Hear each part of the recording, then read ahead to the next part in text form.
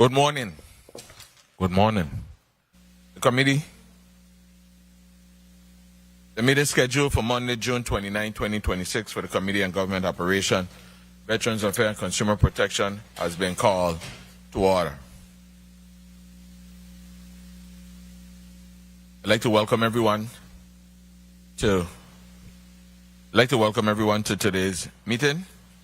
I'd like to welcome you to the Best Committee, Government Operation, Veterans Affairs and Consumer Protection, which I have the honor to chair alongside my esteemed colleague, Vice Chair Senator Novell E. Francis Jr.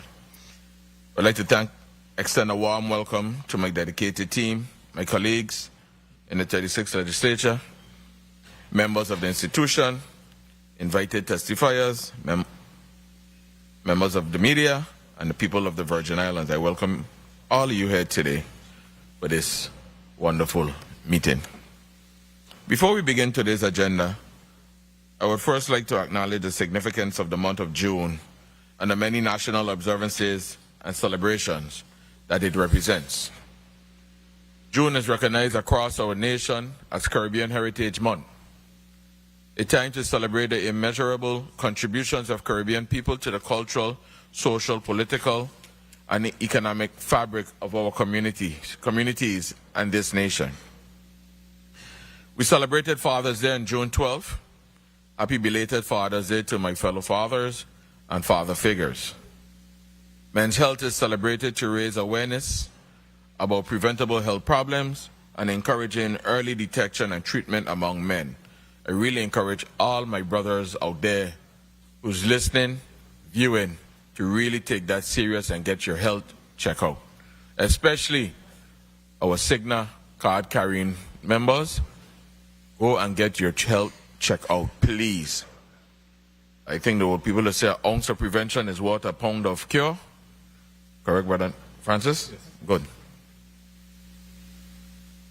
June is also recognized as National Flag Month, culminating with the Flag Day on June 14, when we proudly honor the symbol of our democracy and freedoms. Most importantly, we recently commemorated Juneteenth on June 19th, a historic day marking the emancipation of enslaved African Americans in the United States. Juneteenth serves as both a celebration of freedom and a reminder of the ongoing work toward justice, equality, and opportunity for all people.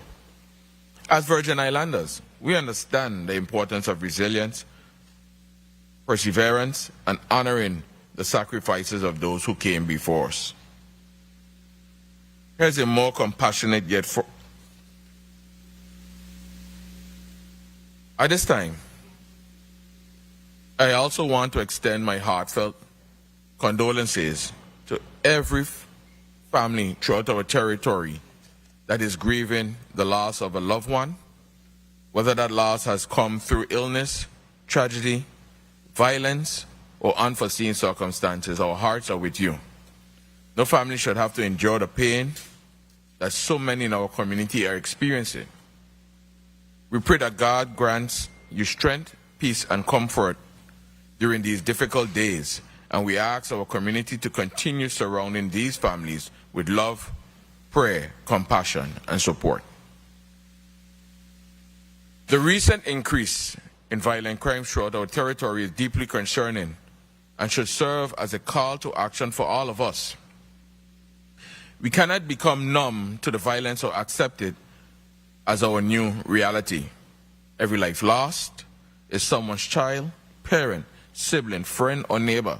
And every act of violence leaves a lasting impact on families and our community. I respectfully call upon Governor Albert Bryan Jr. and Police Commissioner Mario Brooks to continue taking decisive action and to demonstrate the full strength of law enforcement in addressing this troubling trend. Those who choose to commit violent crime must understand that the government of the Virgin Islands is united and committed to protecting our communities. Criminal behavior cannot and will not be tolerated. At the same time, Public safety is a shared responsibility. I urge every resident to do their part by remaining vigilant, reporting suspicious or criminal activity, cooperating with law enforcement, and helping to create safer neighborhoods. Strong communities are built when citizens and law enforcement work together and trust the purpose. As a member of the legislature, I want the governor, the police commissioner, and our law enforcement partners to know that if there are legislative tools, policy changes, or additional resources needed to strengthen public safety efforts, I stand ready to work collaboratively. The legislature must be a partner in finding meaningful solutions that reduce crime, support our officers, protect constitutional rights, and restore a sense of safety throughout the Virgin Islands. Together, we can send a clear message. Our communities deserve peace, our families deserve security, and we will continue working tirelessly to ensure that the Virgin Islands remains a place where every resident can live, work, and raise a family without fear. I also want to extend warm wishes to everyone participating in the upcoming Emancipation Independence St. John festivities. As residents and visitors come together to celebrate the rich culture, history, music, and traditions of Love City, I encourage everyone to celebrate responsibly, safely, and respectfully. May this festive season be filled with unity, joy, and pride in our Virgin Islands heritage. Lastly, I want to remind the public that July 2nd, 2026 is the final day to register to vote in the upcoming primary election. Voting is one of the most powerful tools we possess as citizens. I encourage all eligible residents, especially our young first-time voters, to register and make their voices heard. Civic engagement strengthens our democracy and helps shape the future of our territory. Thank you all once again for your attendance and participation today. We will now proceed with the agenda before the Committee of Government Operation, Veterans Affairs and Consumer Protection. May God continue to bless the Virgin Islands and the people who call these islands home. Let's begin today's work on behalf of the people of the Virgin Islands. Madam Clerk, could I please have a roll call? Yes, Mr. Chair. Senator Ray Fonseca. Senator Fonseca, absent. Senator Novell E. Francis Jr. Here. Senator Francis Jr. present. Senator Alma Francis Heiliger. Present. Senator Francis Heiliger, present. Senator Kenneth L. Gittins. Here. Senator Gittins, present. Senator Franklin D. Johnson. Senator Johnson, present. Senator Carla J. Joseph. Present, please. Senator Joseph, present. Senator Avery L. Lewis. I am here. Senator Lewis, present. Mr. Chair, you have 6 members present, 1 member absent. Thank you, Madam Clerk. Madam Clerk, are there any correspondences from any committee members to be read into the record? Yes, Mr. Chair. Please proceed. The Honorable Avery L. Lewis, Chairman, Committee on Government Operations, Veterans Affairs, and Consumer Protection. Dear Chairman Lewis, please accept my apologies for being late to today's meeting for the Committee on Government Operation, Veterans Affairs, and Consumer Protection, scheduled for Monday, June 29, 2026. I have a previously scheduled engagement to attend. Thank you for your appreciation. Cordially, Senator Ray Fonseca, 36th Legislature of the Virgin Islands. Thank you, Madam Clerk. Madam Clerk, are there any correspondences from any invited testifiers to be read into the record as it pertains to Block 1? No, Mr. Chair. Thank you, Madam Clerk. Please read the agenda into the record for Block 1. Yes, Mr. Chair. Dated June 22, 2026, the Committee on Government Operations, Veterans Affairs, and Consumer Protection has scheduled a meeting for Monday, June 29, 2026 at 10 a.m. in the Frits E. Lawaetz Legislative Conference Room, St. Croix, U.S. Virgin Islands, in consideration of the following bills.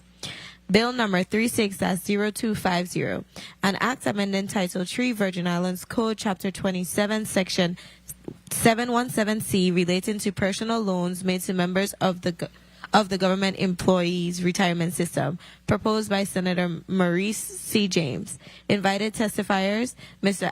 Angel E. Dawson, Administrator, CEO, Government Employees Retirement System. Bill number 36-0279, an act amending Title III Virgin Islands Code by creating the position of Women Veterans Coordinator within the Office of Veterans Affairs, proposed by Senator Marise C. James. Invited testifiers, Mr. Patrick Farrell, State Director, Virgin Islands Office of Veterans Affairs. Mr. Chair, this concludes the reading of Block 1. Thank you, Madam Clerk. As it pertains to Bill 36-0250, an act amending Title III Virgin Islands Code, Chapter 27, Section 717C, relating to personal loans made to the members of the Government Employees Retirement System. Who speaks to this bill? Good morning, Senator Lewis. I do. Proceed, Senator James. Thank you. Sorry, before you do that, I'd like to recognize first the presence of non-committee member Senator Marise C. James, who has 2 bills in this morning agenda. Thank you, Senator. Now you may proceed. Thank you. Thank you, Mr. Chair. Good morning, Virgin Islands. Good morning, testifiers. Good morning, colleagues. Good morning, everyone in and out of the room. Senator Avery Lewis, Chairperson of the Committee on Government Operations, Veterans Affairs, and Consumer Protection, members of the committee, fellow legislators, and members of the public. Today I bring before you a bill that addresses a matter of both fairness and integrity. A bill that says to our public servants, your years of service cannot be erased because of a financial setback. This legislation was inspired by a troubling case brought to my attention. A constituent who worked faithfully for 22 years, she applied for retirement only to be told that 9 of those years would be taken away. Why? Because of a loan default.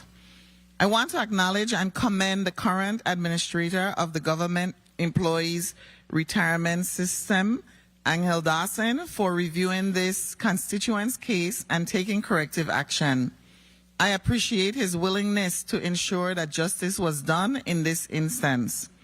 However, this legislation is not about one constituent or one administrator. Administrators change, policies change, interpretations of the law change. A future administrator could simply revert to the prior practice unless the legislature clearly establishes what the law requires. That is why we legislate. We do not enact laws based solely on the character or judgment of the individual currently serving in an office. We enact laws to establish clear, consistent rules that protect every public employee and retiree, regardless of who occupies that office of administrator in the future. No retirement system, no matter how well-intentioned, should have the authority to rewrite an employee's work history because of a financial default. Service is earned. It reflects time, labor, and sacrifice. It's a cornerstone of what we promise government workers. To strip it away as a punishment for debt is frankly both unjust and legally questionable. This bill does not prevent GERS from collecting debts. They may pursue repayment. They may apply offsets. But what they may not do is reach back into an employee's record and erase years they rightfully earned. Let us send a clear message that we protect the dignity of service, we respect our retirees, and we will not allow administrative overreach to destroy what someone has worked decades to build. I respectfully urge your support. Thank you. Thank you, Mr. Chair. Thank you. And I'd like to recognize the presence of non-committee member Senator Clifford Joseph. Senior, good morning. Mr. Dawson? Sorry. Administrator Dawson. Good morning. Good morning, Senator Lewis. I don't know if you gotta get closer to the mic, but I could barely hear you. Try it one more time. Yes, good morning, Senator Lewis, Mr. Chairman. All right, if you're ready with your testimony, go right ahead. Can you hear me clearly? Yes, I could. Go right ahead. Excellent. Good morning, Honorable Avery Lewis, Chairman of the Committee on Government Operations, Veterans Affairs, and Consumer Protection, all committee members, all senators present, all within the sound of my voice. Good morning. And good morning, Senator James. Good day. I'm here today to testify on bill number 360250 and specifically to the revised amendment in the nature of a substitute, which seeks to amend Title III Virgin Islands Code, Chapter 27, Section 717, subsection B. This amendment would insert language to ensure that the government employees' retirement system shall not reduce, revoke, or otherwise alter a member's service resulting from a default or delinquency on any loan or financial obligation made through or administered by the system. Nothing in this subsection shall prohibit the system from collection of outstanding debts through lawful means, provided such actions shall not alter the member's service. Service shall reflect the actual duration of government employment. This legislation, as Senator James alluded to, arose out of a situation brought to her attention by a constituent that she, in turn, brought to my attention. Subsequently, I discontinued an existing practice within the GERS that prevented members who are no longer employed by the government or its agencies from restoring contributions that were previously deducted to pay off delinquent loan obligations to the GERS. This discontinued past practice could have effectively resulted in permanent loss of service. Although I discontinued this standing practice administratively, the bill sponsor understandably desired to statutorily foreclose the possibility of its recurrence. I understand this instinct, and it was a pleasure to work with Senator Marise James and her staff in reviewing and revising Bill 36-0250, which I now fully support in its revised amended state.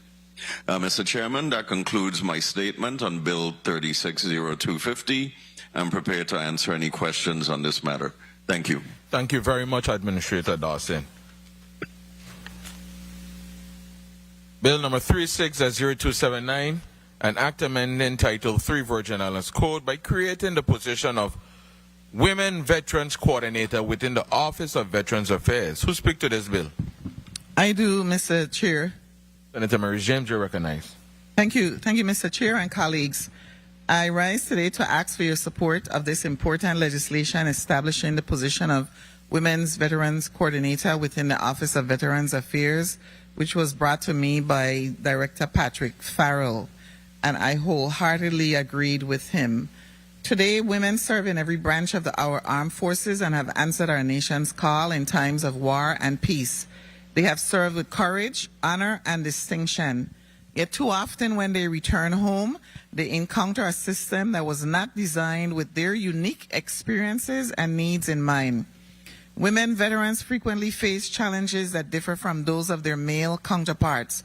They may require assistance accessing health care tailored to women, navigating disability claims related to military sexual trauma, obtaining benefits for which they are eligible, securing housing and employment resources, or connecting with mental health services.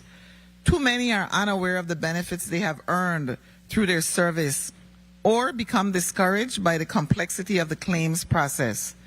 This legislation ensures that women veterans in the Virgin Islands have a dedicated advocate, someone whose responsibility is to help them navigate federal, territorial, and community resources, coordinate services, assist with benefits applications and claims, provide outreach and education, and ensure that no woman veteran falls through the cracks simply because she does not know where to turn. The Women's Veteran Coordinator will also serve as an important liaison between the Office of Veterans Affairs, the United States Department of Veterans Affairs, veterans organizations, healthcare providers, and community partners to improve access to services and strengthen support for women who have worn the uniform. This bill is not about creating unnecessary bureaucracy.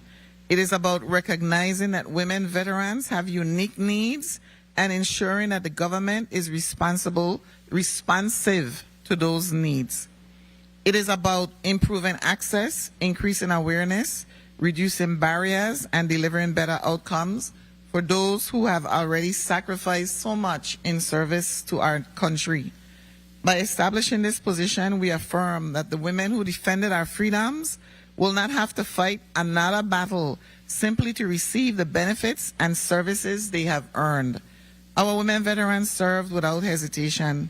Today we have an opportunity to demonstrate that the Virgin Islands values their service by providing the dedicated support they deserve. I respectfully ask my colleagues to join me and support this legislation and vote in favor of this bill. Thank you, Mr. Chair. Thank you, Senator James. I'd just like to make some clarity here for the listeners. Coming to you, Director Farrell. I'd just like to make some clarity to the community, what we're doing here this morning. Before us, we have two separate bills, and we're going to just, Director Dawson has put his testimony on the record, and Director Farrell, Administrator Dawson, put his testimony on the record, and Director Farrell is going to place his testimony. So we'll be discussing two separate bills. One is dealing with relating to personal loans made to members of the government employees retirement system, and the other one is addressing creating the position of Women's Veterans Coordinator within the Office of Veterans Affairs. Director Farrell, good morning. How are you doing today? I am well, Senator. Thank you so much. Good. Are you ready to proceed? I am. You may go ahead.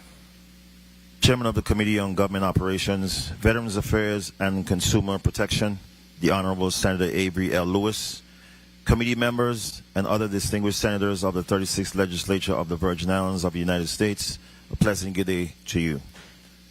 Additional greetings to everyone physically present, those viewing via the legislature's Legit TV, and those following through other media sources. Special greetings and prayers to our servicemen and women currently serving around the world. You are serving during unpredictable times, but please know you are in our hearts every step of the way. To those who have borne the battle, known to us as our veterans, thank you for your service to our country and our beloved territory. To the staff of the Virgin Islands Office of Veterans Affairs, whom I refer to as the pillars of the Office of Veterans Affairs, Ms. Frederick, Ms. Daniel, and Ms. Gordon, thank you for your daily commitment to our veterans. Your dedication enhances their quality of life and exemplifies our mission. I am Patrick D. Farrell, Director of the Virgin Islands Office of Veterans Affairs. I appreciate the opportunity to testify today in strong support of Bill number 36-0279, an act amending Title III, Virgin Islands Code, by creating the position of Women Veterans Coordinator within the Office of Veterans Affairs, proposed by Senator Marise C. James, Esquire. At the onset, I would like to extend my sincere appreciation to Senator Marise C. James, the sponsor of this legislation, for her leadership and foresight in recognizing the importance of this issue. Being a veteran herself of the United States Army, her commitment to ensuring that women who have served our nation receive the advocacy, outreach, and support they deserve is both commendable and deeply appreciated. I also wish to thank the members of this committee for taking the time to consider this important measure and for your continued commitment to improving the lives of the veterans of the Virgin Islands. As Director of the Virgin Islands Office of Veterans Affairs, I have often said that our responsibility extends beyond helping veterans access benefits. It is to improve their quality of life. Bill number 36-0279 reflects that very principle. It is an investment in the well-being of a growing population of veterans who have served our nation with distinction and who deserve a dedicated advocate within our agency.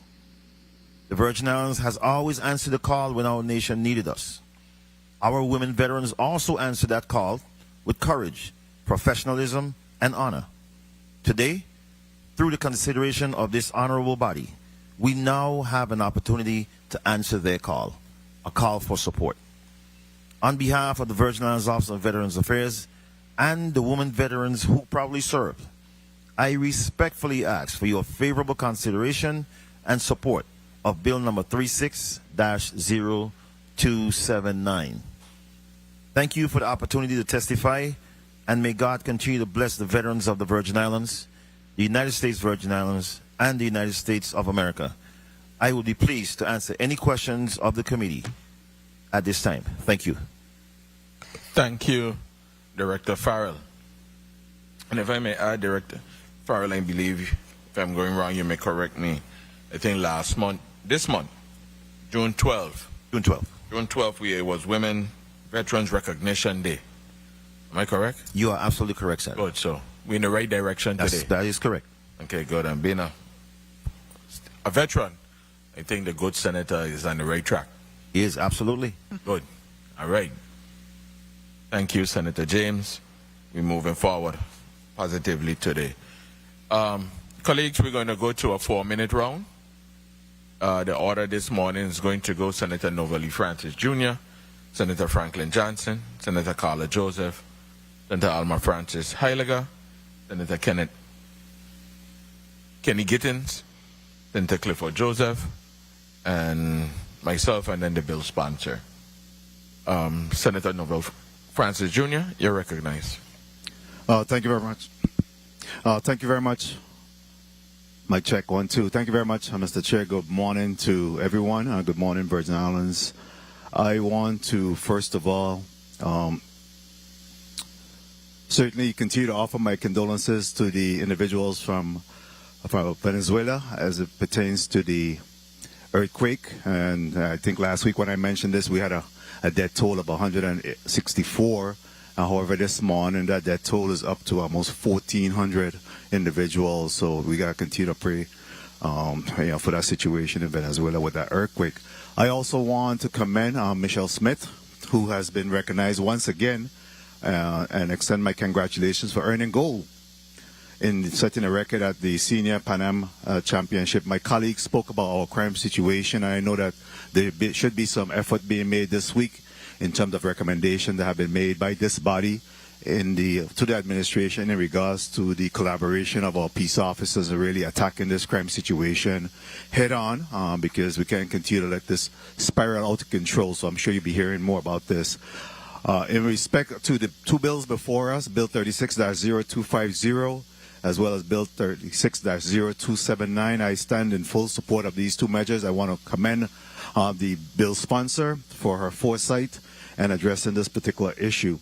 Certainly the loan default situation, and I too had a similar situation recently where veteran employees, as a result of Act 7087, had disparate action taken against them, and because of prior year service, and when they move over to the Department of Public Work, they were somewhat being penalized as a result of that. I want to thank you, Executive Director Angel Dawson Jr., in respect to your quick and steady response to that particular situation, recognizing the impact to those employees and offering to address it head on.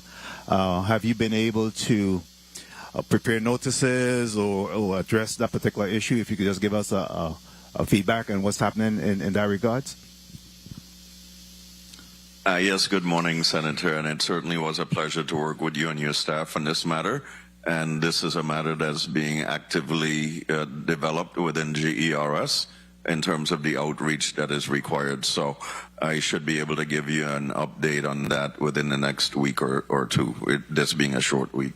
Very well. I want to, again, encourage our government employees. Please take advantage of the government employees retirement system workshops. They offer you these workshops for the purpose of ensuring that you're well aware and preparing for retirement well in advance of your retiring. You find yourself in this quagmire situation in regards to when you're getting ready to retire, and sends you into a tailspin.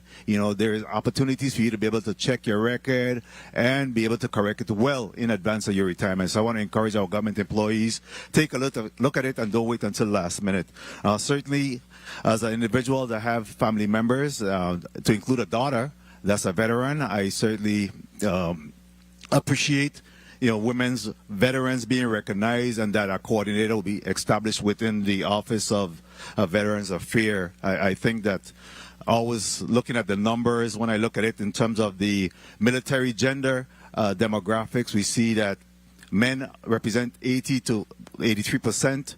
Certainly women represent 17 to 18%. When you start to look at the breakdown per military branches, if I may just wrap up, Mr. Chair, United States Army has 22 to 23% females. United States Navy 21 to 22%, United States Army 16 to 17%, Marines 10 to 11%, and of course the United States Space Force 15 to 16%. So we have women that's very well represented in our military, and we have to recognize and take care of them because they contribute equally and equitably to our male counterparts. So again, kudos to the bill sponsor of this particular legislation. I stand in support of both of them. Thank you, Director Farrell, for being here and presenting your position, which you certainly support this, correct? Absolutely, 100%. Thank you very much, Mr. Chair, for your time and opportunity.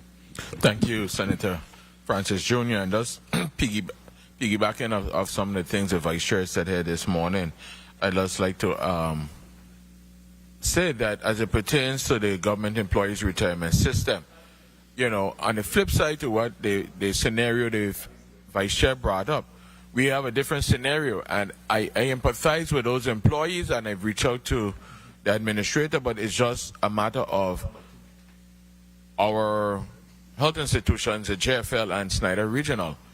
We have employees that would like to participate in a loan program, but the facility have not been paying in their portion, not the government portion. Quite frankly, to me, I think it's, lack of better words, I think it's criminal. And the hospitals really need to get their act together. So these people in this community, GERS is one of the biggest lifeline. People look forward, and that's no secret. Look forward for to go to get this loan or even to refinance. And when it's not GERS, they look forward to either credit union or one of those other institutions, because in our daily lives we hit those obstacles that we need that little extra.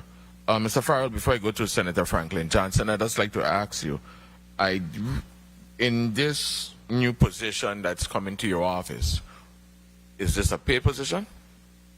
Is it a paid position? Yes. Yes, Senator. I didn't really see no salary and so forth in here, so that's what I was asking. We haven't got to the salary portion of the discussion just yet. We're just putting it in? Yes. Okay, no problem. Sorry. Senator Franklin Johnson, you're recognized for your 4 minutes. Good morning. Thank you very much, Mr. Chair. Good morning to my colleagues. Good morning to the testifiers. Good morning to the viewing and listening audience. And I, too, want to shout out Michelle Smith on her gold medal. And whoever out there listening, she'll be coming in today at 2:50. So I don't know how we're going to run away, but I'm going to find some time to get down there to welcome her. It's always a pleasure to not just support our athletes when they go to higher heights, but in these stages, when they travel out and when they come back. I like to see the airport full with people here today. This young lady have been representing the Virgin Islands well, continuously, and we need to go out there today to the airport. She landing in at 2:50. Make sure you're there down there to welcome her. I'm going to do my part.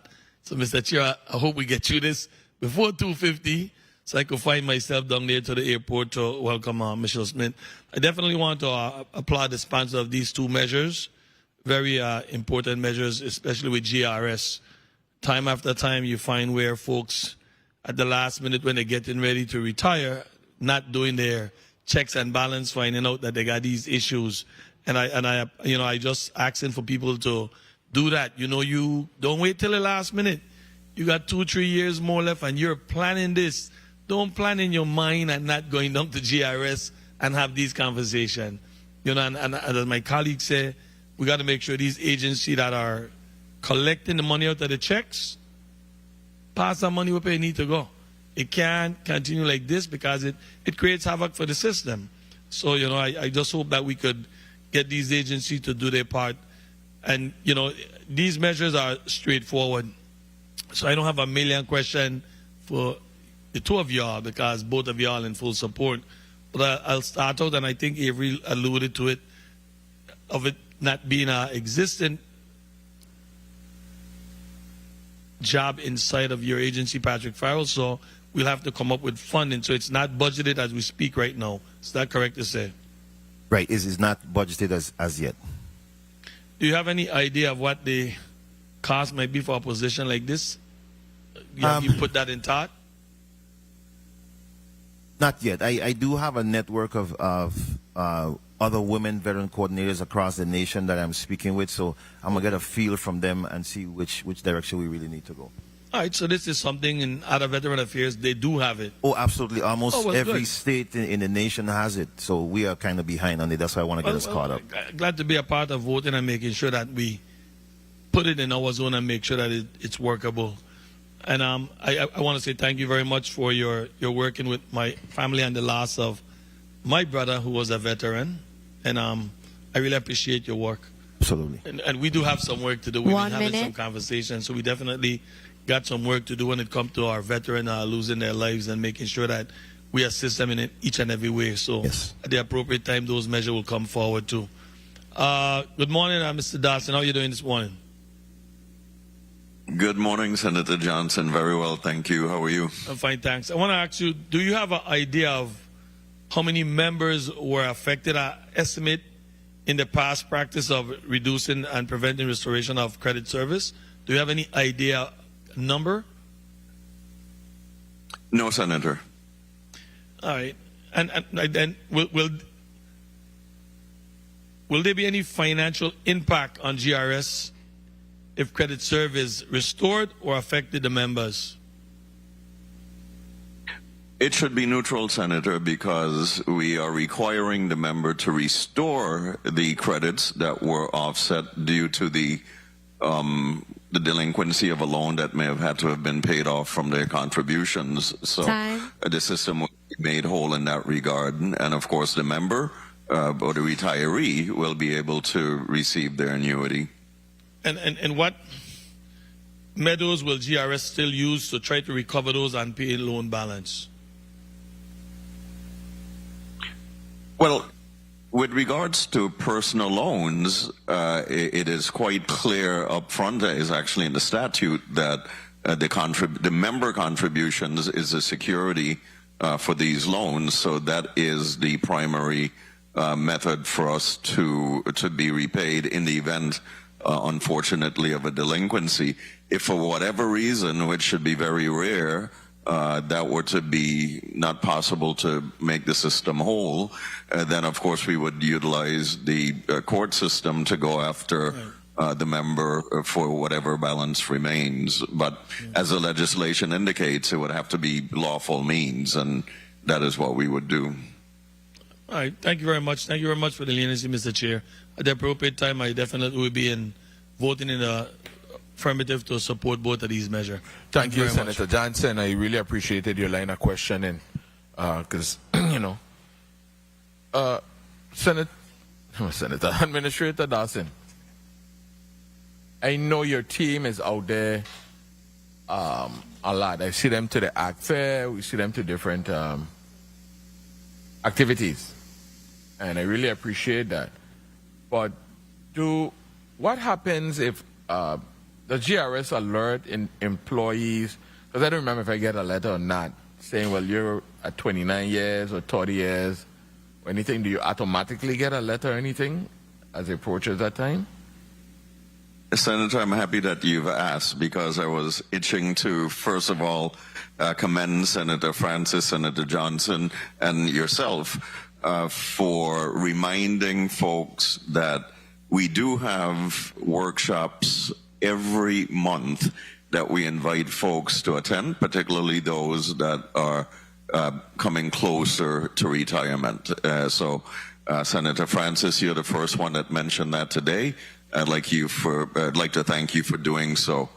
And Senator Lewis, specifically to your question, every single year, every active member of the GERS receives an annual statement, and that is by law, and we have been doing that with regularity. So you can see the contributions that our records reflect, and you can alert us early on, years before retirement, if you feel that there's an issue with regards to your records. Thank you very much. Senator Carla Joseph, you're recognized for your 4 minutes. Thank you so kindly, Mr. Chairman. A pleasant good day to everyone within the listening hearing of my voice, as well as the viewing audience. I also want to echo our Vice Chair of this committee's sentiments to the residents and the people of Venezuela. I know some human beings who are from Venezuela who are right now experiencing a lot of tragedy because they have lost loved ones and they're still unable to locate other loved ones and friends. So my heart and my prayers goes out to all of them. And I really hope that we get a lot of, and they receive a lot of support and donation and contribution. And the people of Venezuela have been through a lot already this year. And so my heart goes out to them and my prayers are with them. Now, I want to also commend the sponsors of the two bills that we have before us this morning. Bill 36-0250, which is an act amending Title III Virgin Islands Code that deals with a GERS system to allow those delinquent loans, that those delinquent loans don't become a financial obligation made and administered by the system, meaning that the system no longer is going to take out your years of service when you default. And then I also want to commend the bill sponsor for bill number 36-0279, which is going to create a position for Women Veterans Coordinator within the Office of Veterans Affairs. Now, I just want to quickly go to my question to you first, Administrator and CEO Dawson. You are not envisioning in any cost to the system to implement this? No, Senator. And did you check with your actuarials and see if there's going to be any cost? Because one of the things that happens is that, you are able to recoup your amount for a defaulted loan from that employee's annuity or their contributions. So you don't see that as being any way affecting that and going towards GRS insolvency? No, Senator, to the contrary, we are enabling an individual to be able to give us money. So that is by no means going to be a cost. I mean, now, of course, we will have to pay them their rightfully due annuity, but it would be unfair for us not to do so. And I want to make it clear that really what we're talking about here is that an individual who had their delinquent loan offset against their contributions, the prior practice had been to, if they were no longer an active employee, to deny them the ability to make the system whole by coming in and paying those missing contributions, thereby reducing the amount of credited service and the amount of retirement annuity that they would receive. And in discussing this with Senator James, to me, it was really a matter of fairness, because somebody got up every day to go to work for a period of time, whether it was 5 years, 10 years, 15 years, and now we're saying that you cannot, due to an unfortunate circumstance, make your contribution record with us whole so that you can get the benefit of those full years of service. So you're saying that they can pay, if they are delinquent and they want to get the benefits of the service, they would have to pay back. Mr. Chairman, I just want to make clear for my benefit. Senator. Thank you so kindly. You're very gracious. So you're saying that they would now have to, they can now, if they're delinquent, they could pay that delinquency off. Well, it's not a matter of the delinquency. The delinquency was already handled because the contributions were offset to take care of the delinquent loan. And that could have been 5, 10 years ago, and now they're coming to retire. And we're saying if you know, in the case of somebody who is no longer in government service and has effectively deferred retirement, that now that you are actually trying to retire, that we will not take your money to allow you to make your employee contribution record whole and get full credited service. Okay, I think I follow you.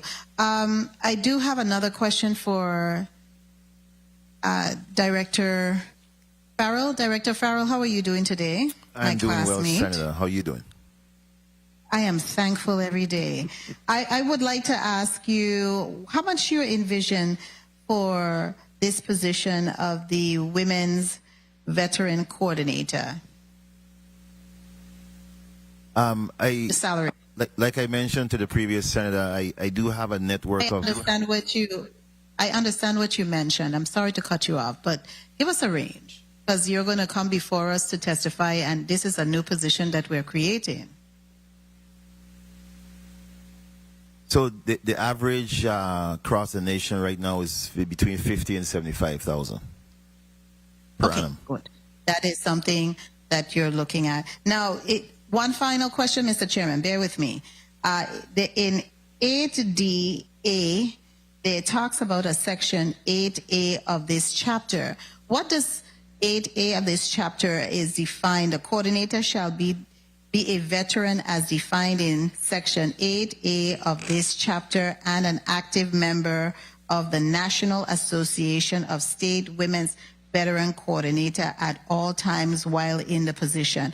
Would the person have to come in with that qualification, or would they have to earn that national membership?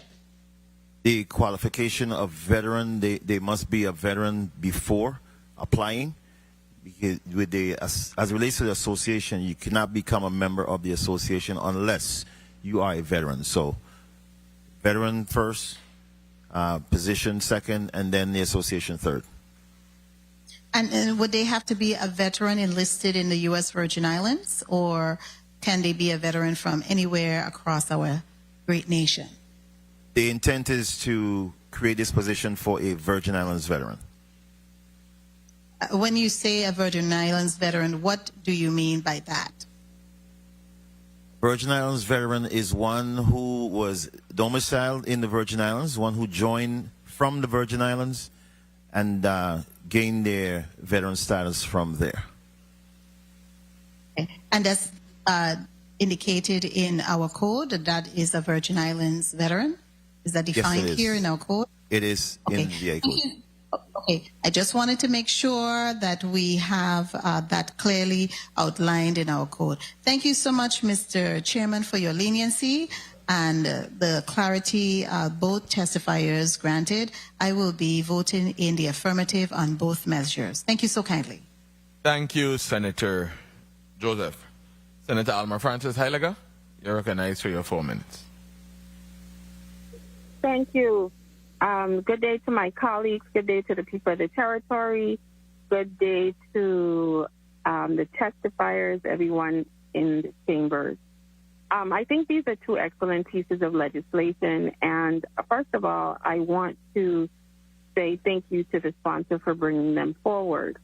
The first thing I want to touch on in regards to the Veterans Women's Coordinator.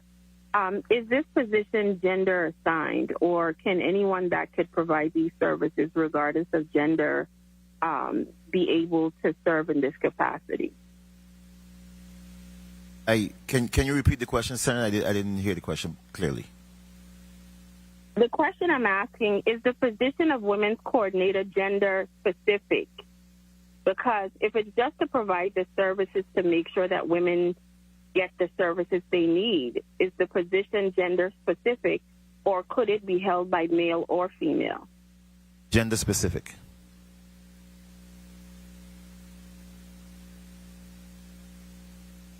Okay.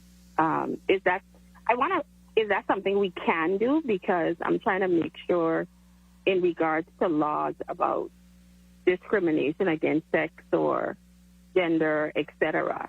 Because I was listening to your response in regards to Senator Joseph, And I wanted to make sure that also you're saying that the only people that could hold this position would be people that are domiciled here, or would this not be, well, not domiciled. Of course they would have to live here, but they would have to have become a veteran from the Virgin Islands originally.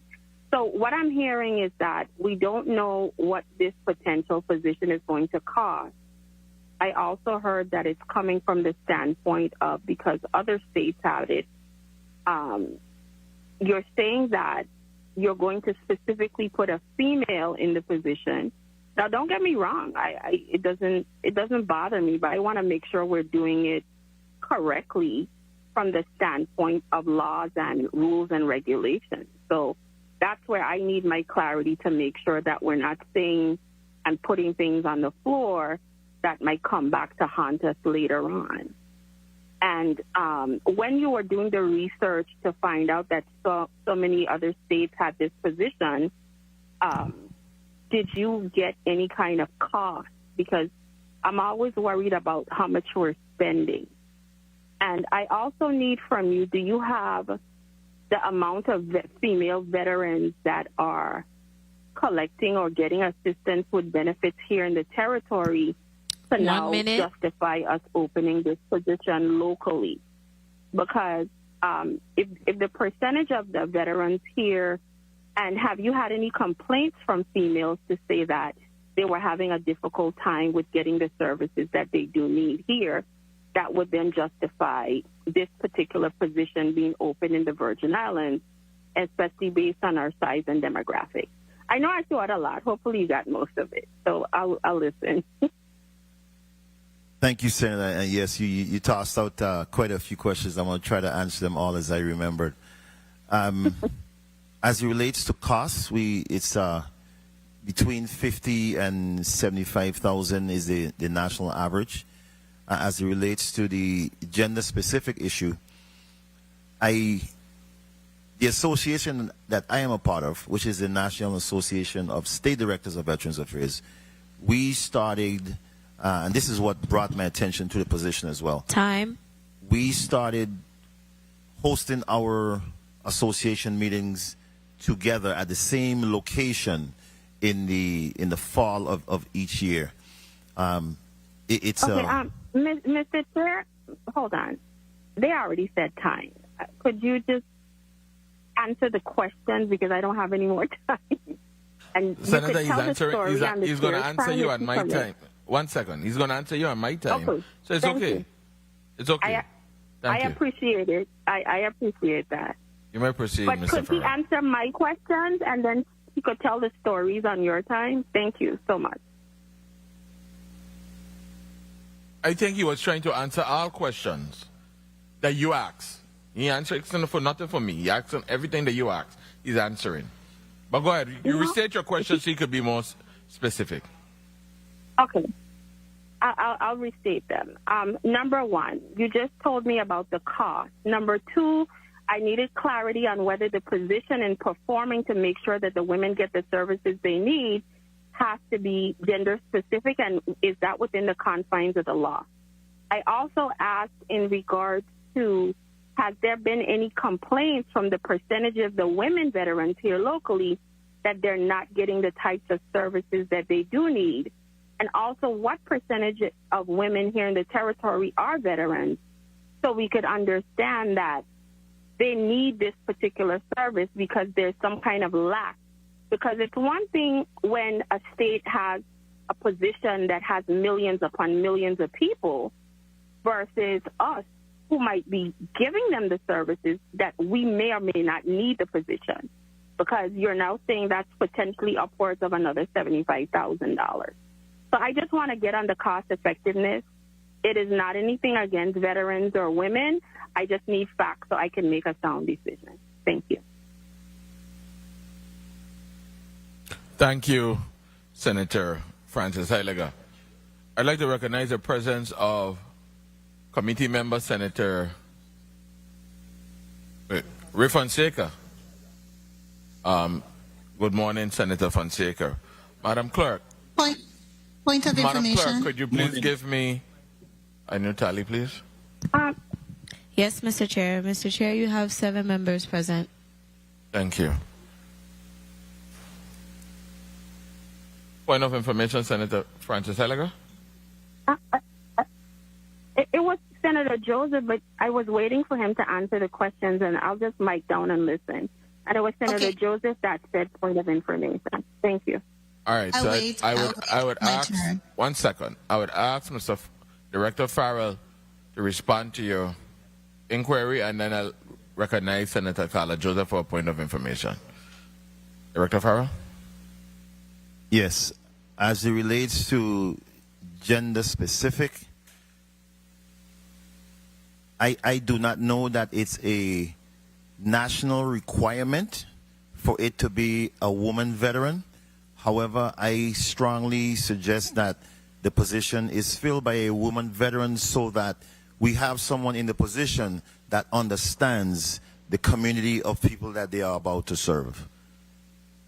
As it relates to complaints from women veterans, we have not had any complaints from women veterans in the Virgin Islands about the position.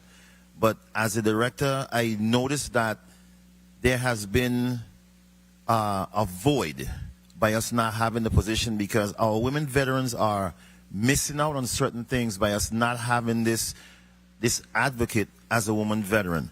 Right now, we do not have someone that attends that national meeting where best practices are shared, where all types of different things, benefits and access to service are shared. So this position will place that person in a place where they can learn all the things that Virgin Islands women are missing, Virgin Islands women veterans are missing, and hopefully come back and implement some of that stuff into our agency. I hope that answers the question. If I missed one or so, please let me know, and I'll be happy to answer that question at that time.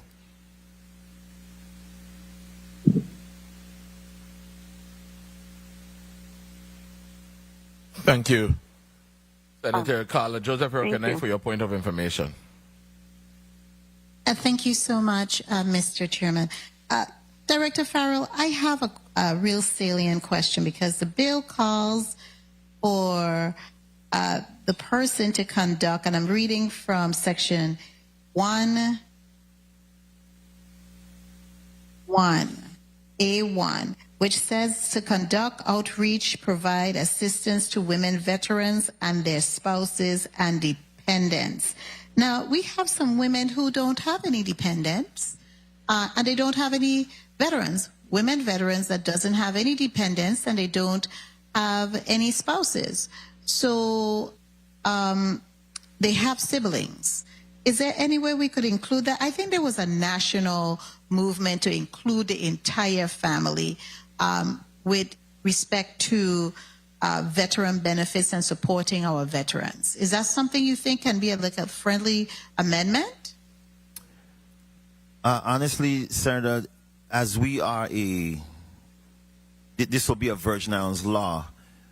We as, well, I would say that the lawmakers are able to put anything or add anything into the bill as it relates to Virgin Islands law. As it relates to the national law, siblings have very, very little benefits that they are able to gain based on their veterans, their family members being a veteran. They do have, excuse me, Director Farrell, but they do have benefits, do they not? I'm not sure of your question, Senator.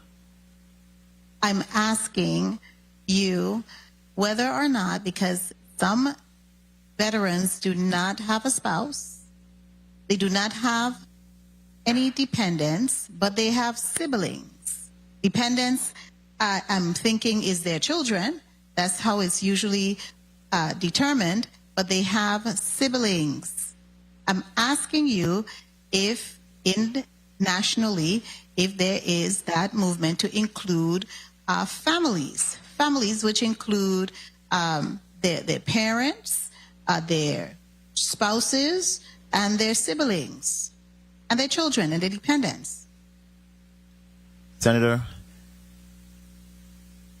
the one benefit that I know siblings are able to benefit from nationally is burial reimbursement or the DIC benefits, which relates to the death of a veteran. And that goes in order: spouse first, and then children. If there's no children or spouse available, then it goes down to siblings. Okay, so that's why I wanted to see if we could do that as far as the specifications in this bill, and to do just a little friendly amendment so it's clear. And what about the parents? Because this coordinator is to conduct outreach and provide assistance to women veterans. And what about their parents? Because maybe it could be a women veteran who is right now under the care of a parent because they're disabled. If having served our great nation. Do you see that would be beneficial in granting clarity to this piece of legislation? If there is something in the form of a will or trust where the veteran designates the parents in an event like that, then the parents are able to benefit from specific benefits after the passing of the veteran. However, I will say that most benefits in that case are for when they are service members, not really veterans. But again, lawmakers are able to put anything into the law as it would be a state benefit and not a federal benefit. Right, and that's what I'm trying to get. This is just for outreach to those families. I'm looking at families. Families. The outreach, it says conduct outreach and provide assistance. So you're doing the outreach to the family of that veteran, whomever that is, regarding what benefits are available to that veteran who may be in their care or who may need some assistance. I will continue. Thank you so kindly, Mr. Chairman, for the leeway. Thank you, Senator Carla Joseph. And as you know, for the listening and viewing audience, as legislators, we do have the right to make amendments. Yes, you do, and I think so. We could do it now today. We could do it in rules. You know, we could do it at any time. So we could continue. And Senator, I think I alluded to that, Senator, being that it will be a state legislation. Thank you, Senator Kenneth Gittinger, recognized for your 4 minutes. Thank you. Thank you, Mr. Chair, and good morning to all. I do support both these bills, especially 36, well, both of them, but 360250 I have a special interest in because as one of the primary sponsors of bill number 31-0289, which became Act 7880, now allows for the GERS to be able to give employees loans. And as I review this bill, I'm seeing that the bill's central focus is to simply ensure that members earn credit service, which determines retirement eligibility and pension benefits, is not simply reduced because the members default on a personal loan. We all know that credited service should ordinarily reflect that of their years of government service and retirement contributions made by these employees during their tenure. Also, I see that the bill also preserves GERS's ability to recover outstanding debts through offsets and other lawful collection methods, which protects the system's financial interests. So I wanted to ask quickly, though, of the administrator, what legal authority allows GERS to reduce credited service because of a loan default? Good morning, Senator Gittins. Thanks for the question, but that is in the Virgin Islands Code. I don't have the exact reference at this moment, but that is within the existing Virgin Islands Code. Our legal counsel is on the floor. I will ask through the chair for her to research that and let me know the legal authority that GERS has to reduce credited service because of a loan default. Legal counsel, you got that? Could you repeat it one more time, Senator? I want to know what legal authority allows the GERS to reduce credited service because of a loan default. Also, Senator, if I may, let me clarify.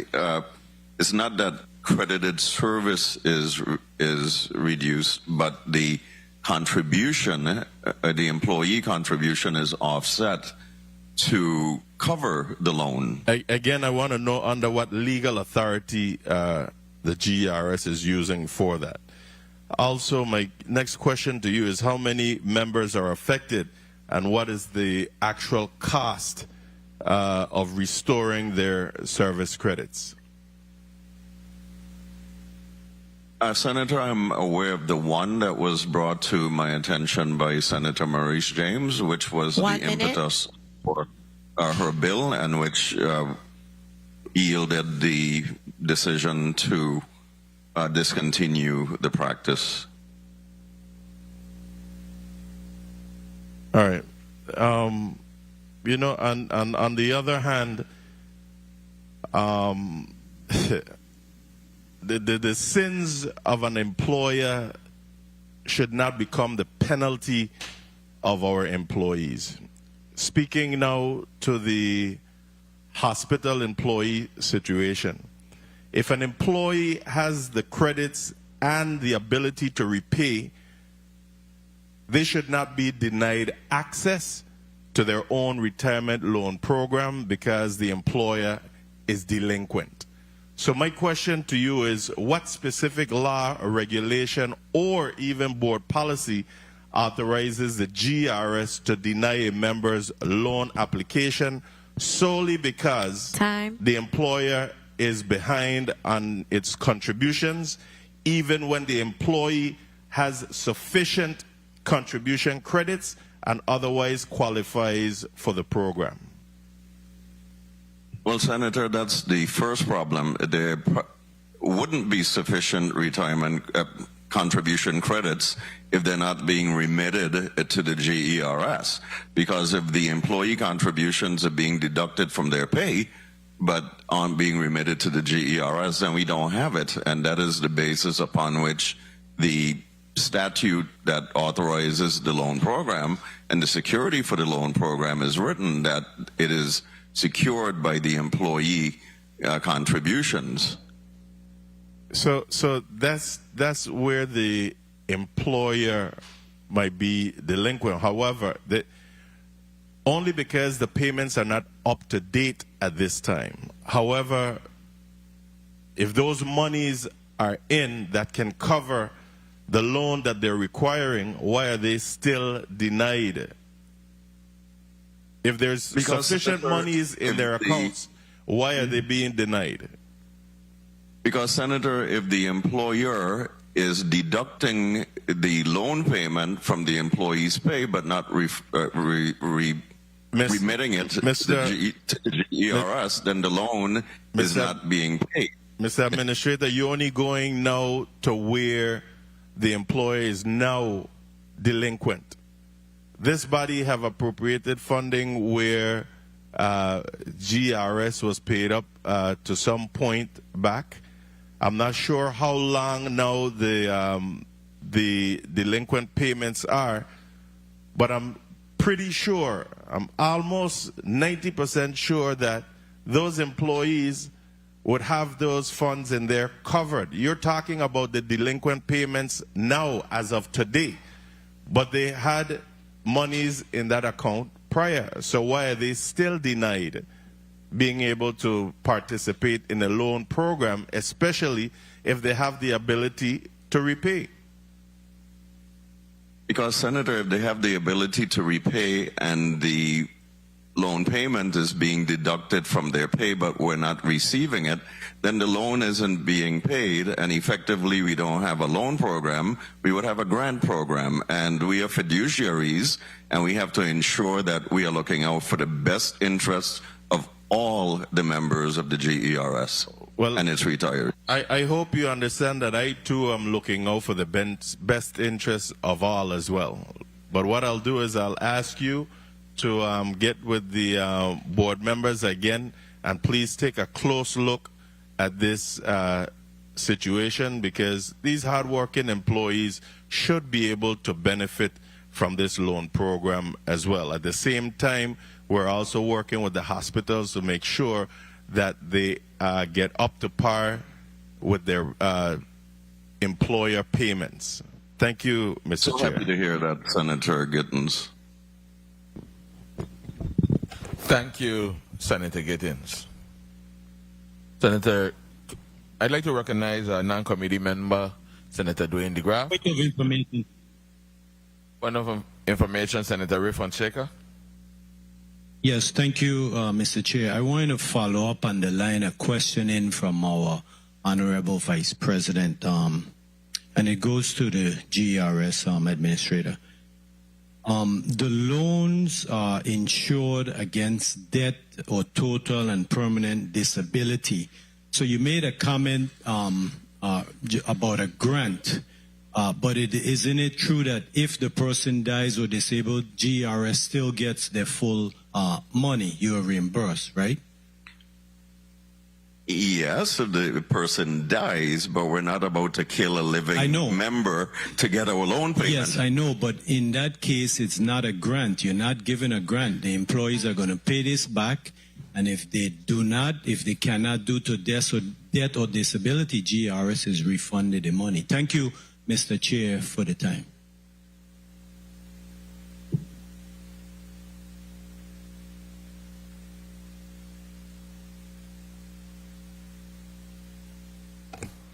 Thank you. Thank you.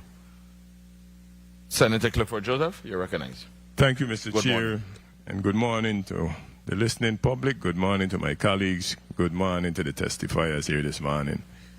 I, too, stand in support of these two measures.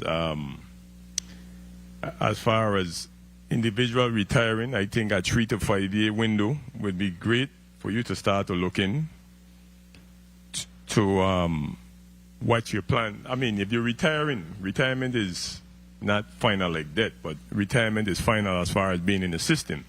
So you want to make sure that you're going early enough to clear that if you have an outstanding, that you'll be able to make a payment of a small amount to get you back up to the status. Because I can't know how long you're in government. When some folks started in government, the retirement system takes out a year later. Most of those individuals now should be retired. Most, but maybe not all. So if that's the case, you want to make sure you're going in earlier so you could not run into that issue as far as being ready to retire. Question to CEO Dawson. If an individual, if the government wasn't making a payment, that's the time that you contact the employee to let them know that they're behind? Good morning, Senator Joseph. Thank you for your question, and thanks for reminding those within your voice that they should be planning for retirement several years out in case there are any issues. Now, with regards to your question about loan delinquencies, we typically don't have any loan delinquencies, particularly the central government, because the central government remits the deductions from the employee's pay, including for loan payments. So that is not a problem. The problem that we've had have been with certain semi-autonomous agencies that have failed to remit their employee deductions and employer contributions, for that matter. Well, that should have been my question with the semi-autonomous agency that's not making the payments. That's where the issue arises. Yes, Senator, and whatever can be done to assist these agencies, Senator Gittins alluded to assistance that he's seeking to author, we certainly encourage that. It's my time. Anyway, thank you for your response. And as it pertains to bill number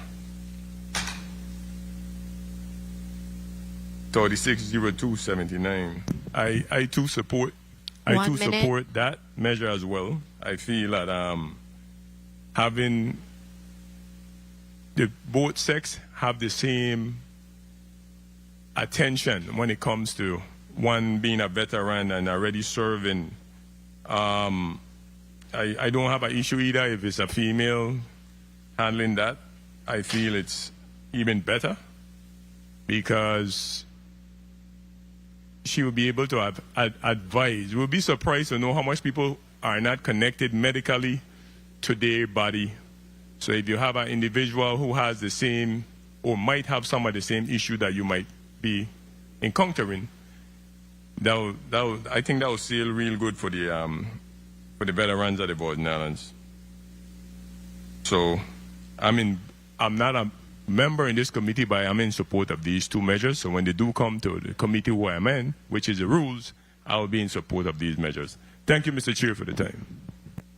Thank you, Senator Joseph. Senator Ray Fonseca, you recognized for your 4 minutes. Yes, thank you, Mr. Chair, and pleasant good morning to all my colleagues and all the viewers listening and tuned in. I am in support of both of these bills. They're very welcome. The bills are well written. I want to extend condolences to all of the victims and the families that have suffered due to the earthquake in Venezuela. And also a special congratulations to Michelle Smith. You know, my name is Smith too, you know. I'm a Ray Smith Fonseca Williams, so I got to check, see how she related to me. But, you know, the 400-meter hurdles is a difficult race. It's 10 hurdles you got to jump over of 30 inches. You go all the way around the track. So her record is 54.93 seconds. And so now she qualifies for the 2027 Pan Am Games in Lima, Peru. Congratulations to Miss Smith. You know, I wish you were coming in on the airport over here, but I understand she's, you know, living in St. Croix. Blessing to this Virgin Islander. Let me go real quick to Bill number 36-0279. You know, I was checking it out, and you know, the Women's Veterans Coordinator, right? She assists with special services that are gender specific healthcare issues such as reproductive and gynecological care, maternity care, breast and cervical cancer screening, menopause, mental health, you know, women's counseling, and of course, military sexual trauma, which is important. And you know, the women, I looked at the statistics, and women are the fastest growing segment of the veterans. And it's up. The enrollment in 2024, there was 16,725 women enlisted. In 2025, there was 23,985. So it's a 43% increase. So I congratulate you, Director Farrell. This is definitely a needed position and a good bill. I want to go to bill number 360250, and I definitely agree with that. You know, the credited service shall reflect the years of government service. I wanted to ask the administrator a question. If someone has, say, 12 years service, but for some reason or the other, they only had paid in 9. 1 minute. Can they still qualify for this loan? For a personal loan? Yes. Yes, they can. Okay. In this case, we have a limited loan program where the maximum amount is $10,000. So if you have several years of contributions, it's quite conceivable that you would have sufficient balance in your employee contribution account. Okay. So what would be the minimum years of contributions to qualify for the loan? You have to have been an employee for at least 2 years. 2 years. 2 correct. years. Okay. So because I wanted to follow up on the question from Senator, the Vice President. He had mentioned that the credited service Time. like the years of government service. So if someone has, say, they've actually been with the government 3 years, but they've only paid in for 1 year. So they have 3 years service to the government, but they only pay in. Can they do a plan to pay in the other 2 and still qualify for the loan, or that person will not qualify? Well, that's a highly unlikely scenario, because if you have the money on hand to make 2 years of contributions, then chances are that you won't be applying for a loan, right? The loan is only $10,000. No, but maybe they wanted to go and get a second loan to pay in, because they have 3 years service. And Mr. Chair, can I just wrap up real quickly? I heard my time was called. Go ahead, Senator Fonseca. Thank you. So you see what I'm saying? The person has 3 years, but they've only paid in 1. But they need this loan, so they're going to go and borrow the 1 years that they need contribution. Can they pay that 1 year in and then qualify for the loan? Senator, I don't know of any scenario in which you can have 3 years of service, but you've only paid in 1, because you're supposed to be paying through payroll deduction, right? There's some issues where you could have a temporary employee, and for different reasons, the NOPA, the person could be processed. There's several scenarios that could happen. Trust me, in this government, it does happen. It happened to me when I first started out. I was working with the government, but it wasn't taking out the GERS deduction. Of course, before I retired, I had checked that out, but it does happen. Thank you, Mr. Chair, for your leniency and your kindness. Thank you. From the chair to legal counsel, I think that you had some updates you would like to give. Put on the record. For the stenographer's sake, put your name on the record, please. Hi, there was a question on the floor that if the women's coordinating position could be limited only to women, and according to Title VII of the Civil Rights Act of 1964, the answer is that the position cannot be legally limited to women. It would be a violation of that federal statute. The second question from Senator Gittens asked the question if the GERS, there was a legal authority for the GERS to reduce credited service for a loan default. And from my research, there's no provision in Title III, Chapter 27, that authorizes GERS to reduce previously earned credited service solely because a member defaulted on a retirement loan. Thank you, Attorney Moore. Mr. Chairman? Senate Administrator Dawson, you're saying something? Yes, Mr. Chairman, if I may. Proceed. Under Section 717C, investments, personal loans in the Virgin Islands Code, it states, in case of separation from service or for any reason, including death or disability of the member, the balance due on the loan and any accrued interest thereon must be deducted from any refund of contributions, annuity, death benefit, or any other benefit due to the member's beneficiaries. So this is one instance in which we can certainly utilize the member's contributions to offset the loan, including the fact that our promissory notes indicate that clearly. Director Dawson, while I have you, let me ask this question. This is not for me, but this is for the public.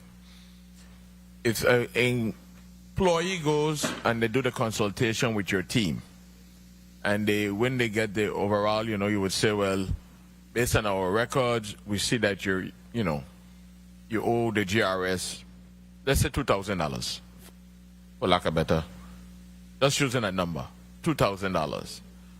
How could that be cured? How could that be paid? What are the options after that? Would your employee say to the constituent? Senator, to be clear, is this somebody who is thinking of retiring and has gotten this information and has a few years remaining so that they can bring trying to clear up things before that final date? They can arrange to make monthly payments to the GERS to cure any deficiencies that they may have. I think what I was trying to get out of you is whether they could say, well, okay, could it be payroll deducted? Could I come in and pay direct? Yes. What? I don't want to put words in your mouth, so could you say? They can come in and make the payments. Okay. Thank you. Senator DeGraff, you're recognized for your 4 minutes.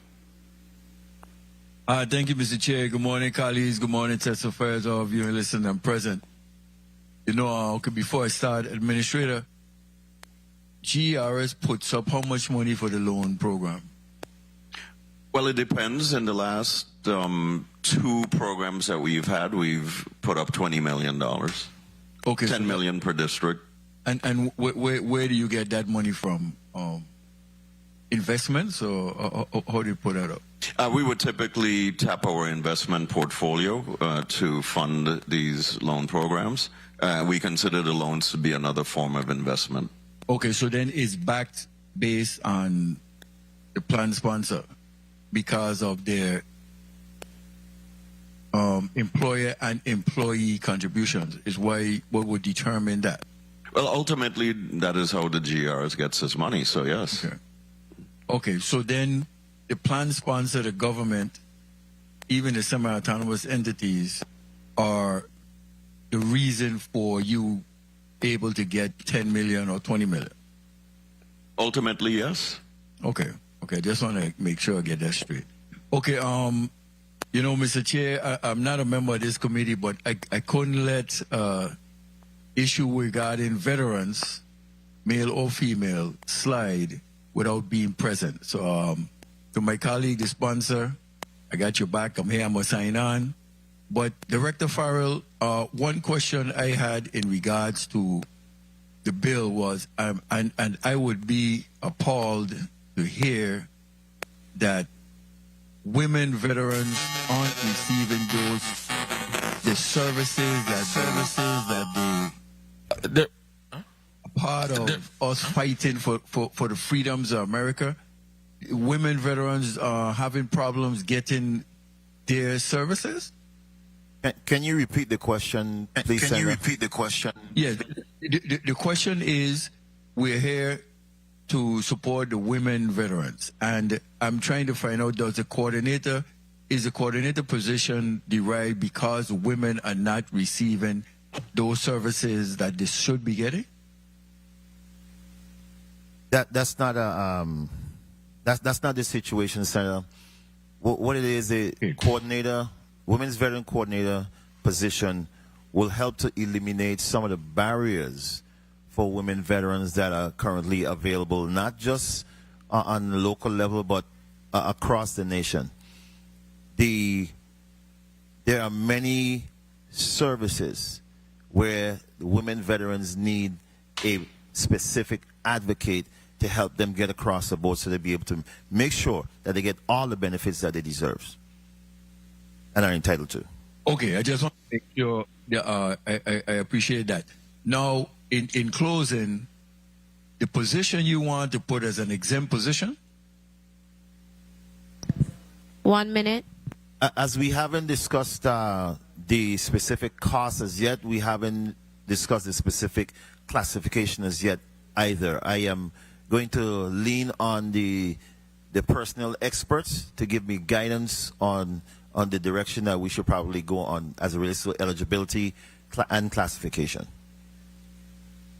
Well, I think the best position or classification to put that person under would be in a GS position. You put him exempt, any governor come, get rid of him, go through a whole process, stalling the whole, put him in a GS position. And I think going forward, there is a GS pay plan and stuff that we could bring them in. But I think keep that one in mind rather than you have a unionized one, maybe a little more difficult. A GS position or exempt, I don't think you should go along the lines of being an exempt position. So just as a suggestion, have that discussion regarding that. And if we have to put that into law, then we just an amendment. So, Mr. Chair, I'm just here strictly as a non-voting member, but to support my colleagues, to let them know I'm here. The veterans are here. I'm the one over here. She's the one over there on the Big Island. So, hey, we're going to hold one head for the Virgin Islands. Thank you for the time, Mr. Chair. Thank you, Senator DeGraaf. Go green. Go white. Okay. Before I go to Senator Marise, Senator Gittins, point of information. Thank you, Mr. Chair. So, if I understand the administrator's response earlier, let me just be clear again. So, an employee that has a loan, do they have the ability to come in and pay in person?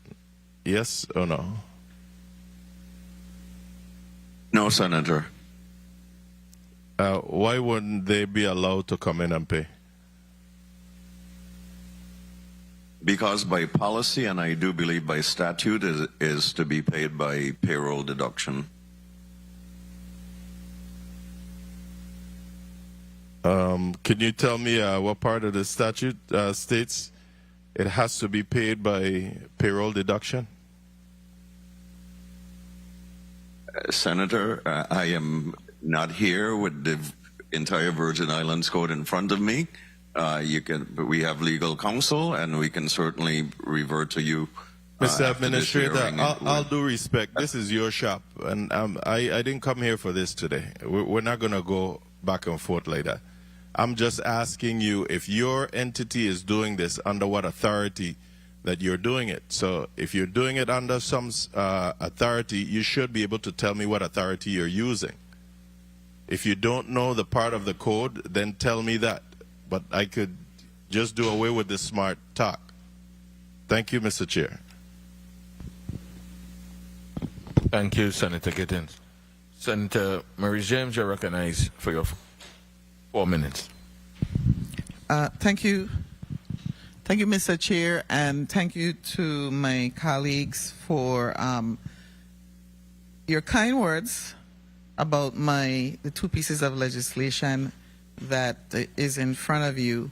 I do want to also say that the Women's Veteran Coordinator, as stated earlier, is a position that recognizes that women veterans have unique needs, and we must ensure that the government is responsive to those needs. So with my colleagues who ask whether a man can be hired in the position of Women's Veterans Coordinator, it would be illegal for there to be an advertisement that said only females. However, you can in fact advertise that this position targets, as it does by this very name, issues that women, especially, and women, not especially, but only women veterans experience, such as I'll give the example, military sexual trauma. As a former JAG, I know that it was easier for women who had experienced sexual trauma, especially those young women who had gone off to basic training, and when they returned, it was easier for them to speak with the women in the Guard than it was for them to speak to the males in the Guard. And I think most of us as females understand that there are some women who prefer, as well as there's some women who prefer men.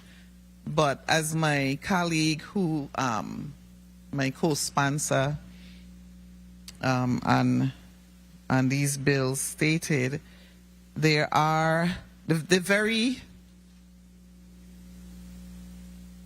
very fact that we are creating a position like this acknowledges that we need that women veterans encounter challenges that are different from males.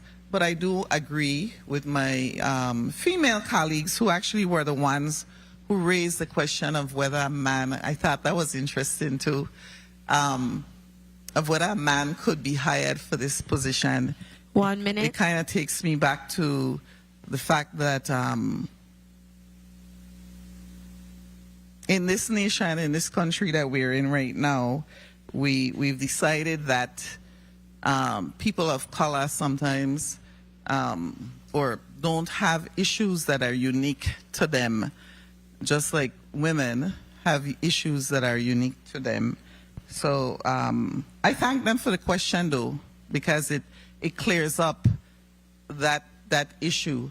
No, we are not discriminating from male applicants. We cannot legally. However, we can, in fact, target women veterans who may want to serve in this position and know the needs of other women who have served in this position better than a man who has served in the position, just by nature of the fact that women and men are different. Time. I just want to speak a little bit to Continue, Senator. Mr. Chair, to the other piece of legislation.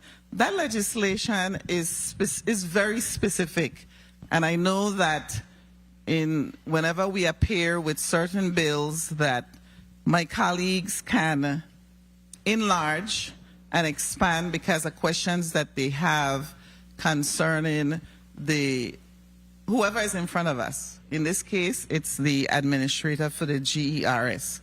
But this piece of bill of legislation, really, the one thing that it does is it makes sure that the years of service, as I said earlier in my statement, cannot be erased because of a financial setback. That's the only thing that this bill addresses. It doesn't address all the other issues that my colleagues raised, and I would also encourage them, knowing that, as I said before too, that administrators change, that in fact, if we want to make sure that the retirees are protected, this is a situation where we codify it and we make sure that by doing so, we enact laws that give us clear, consistent rules that protect every single public employee and retiree. I will say this too. I don't know every law in the book. It's impossible to know every law in a book. It's impossible for any one of us, especially when we are called upon to answer questions that have no relevance to the bill in front of us. So I would ask my colleagues moving forward that when we see issues with the government retirement system, that we in fact pass laws to protect those. And it doesn't matter who the administrator is today or tomorrow, that we in fact establish what the law requires. Thank you very much, Mr. Chair. Thank you. I personally don't have any questions. I rise in support of the two bills and the one amendment. And I think I'm hearing an amendment. Amendment, Senator Novelli Francis Jr. Thank you very much, Mr. Chair. Is my mic on? Thank you very much, Mr. Chair. Mr. Chair and colleagues, I offer amendment number 36-770, amendment to bill number 36-0250. Bill number 36-0250 is amended by striking all the language after the short title and inserting the following. Section 1, Title 3, Virgin Islands Code, Chapter 27, Section 717 is amended by inserting the following subsection D.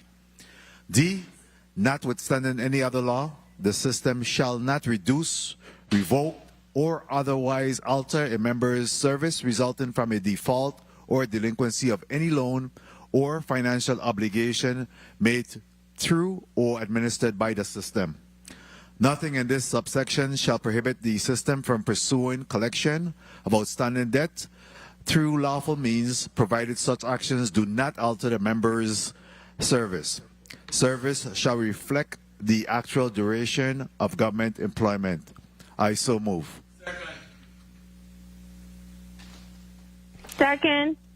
Amendment number 36-770 has been properly moved by Senator Novalee Francis Jr., seconded by Senator Alma Francis Heiliger, Senator Franklin Johnson.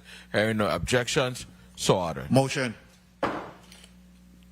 Motion, Senator Novalee Francis Jr. Thank you very much, Mr. Chair. Mr. Chair and colleague, I move bill number 36-0250, an act amending Title 3 Virgin Islands Code, Section 27, Chapter 27, Section 717C, relating to the personal loan made to members of the Government Employees Retirement System, as amended, be approved by the Committee of Government Operations, Veterans Affairs, and Consumer Protection, and sent forward to the Rules and Judiciary Committee for further consideration and vetting. I so move. Second. Second.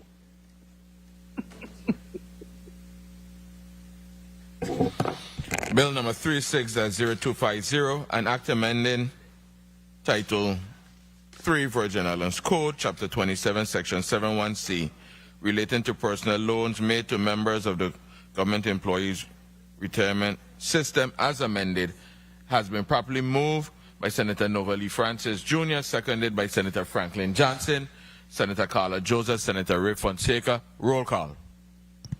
Yes, Mr. Chair. Senator Ray Fonseca? Yay. Senator Fonseca? Yay. Senator Novalee E. Francis Jr.? Senator Francis Jr.? Yay. Senator Alma Francis Heiliger? Yes. Senator Francis Heiliger? Yay. Senator Kenneth L. Gittins? Yes. Senator Gittins? Yay. Senator Franklin D. Johnson? Yes. Senator Johnson? Yay. Senator Carla J. Joseph? Yes. Senator Joseph? Yay. Senator Avery L. Lewis?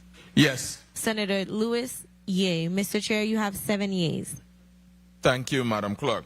Bill number 36-0250, an act amending Title 3 Virgin Islands Code, Chapter 27, Section 71C, relating to personal loans made to members of the Government Employees Retirement System, has been voted upon favorably in this committee, Government Operation, Veterans Affairs, and Consumer Protection, and will be forwarded to the Committee on Rules and Judiciary favorably for further vetting and consideration. Motion. Motion, Senator Novalee Francis Jr. Thank you very much, Mr. Chair. Mr. Chair and colleagues, I move bill number 36-0279, an act amending Title 3 Virgin Islands Code by creating a position of Women Veterans Coordinator within the Office of Veterans Affairs, be approved by the Committee of Government Operations, Veterans Affairs, and Consumer Protection, and sent forward to the Rules and Judiciary Committee for further consideration and vetting. I so move. Second. Second.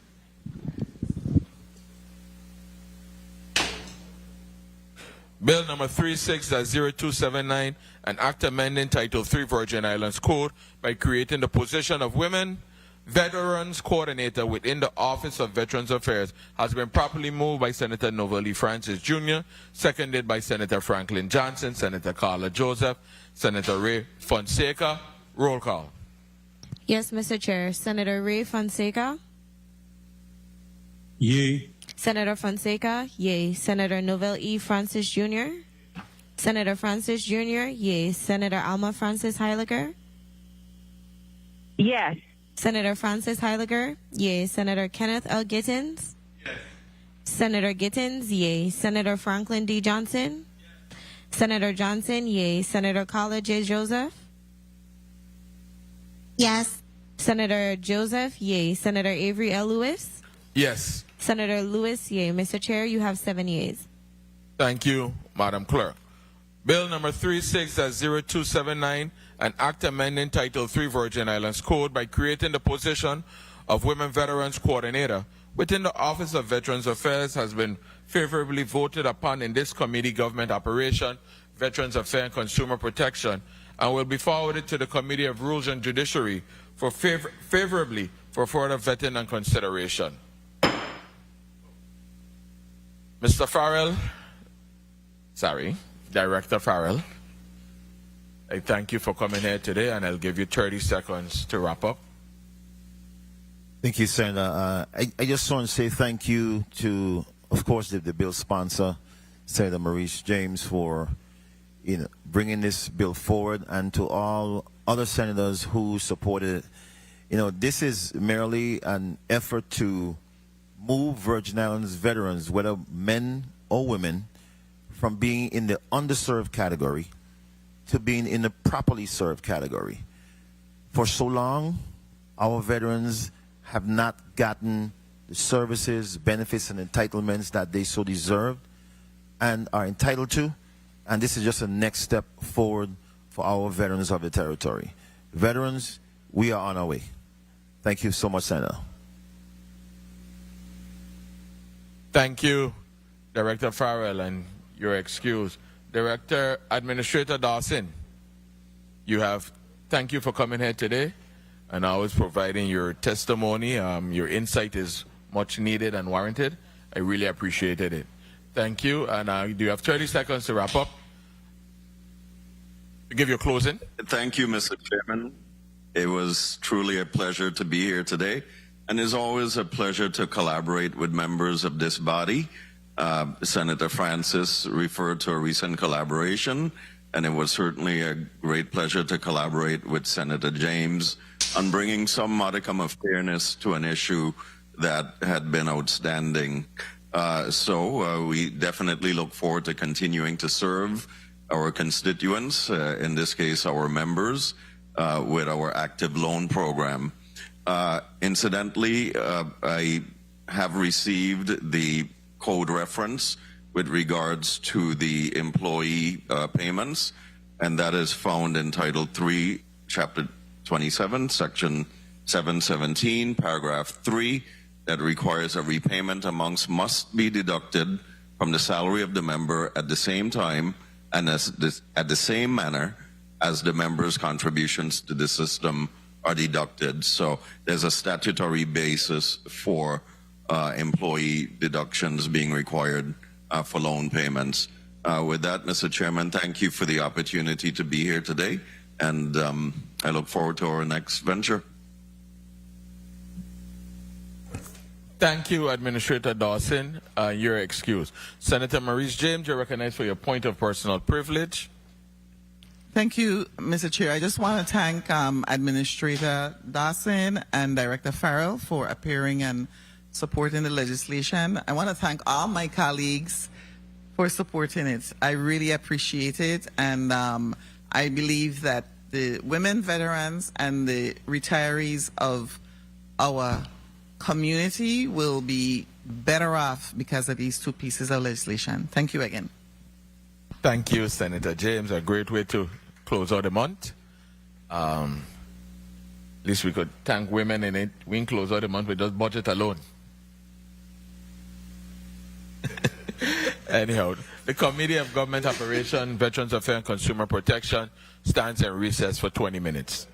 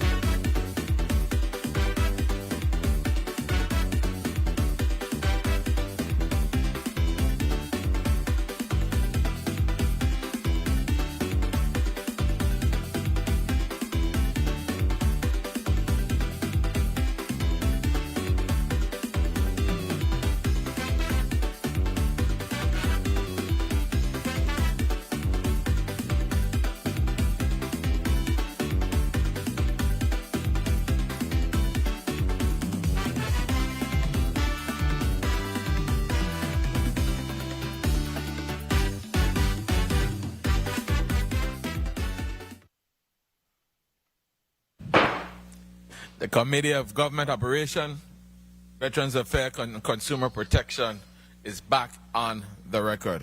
Good afternoon to everyone, to my colleagues,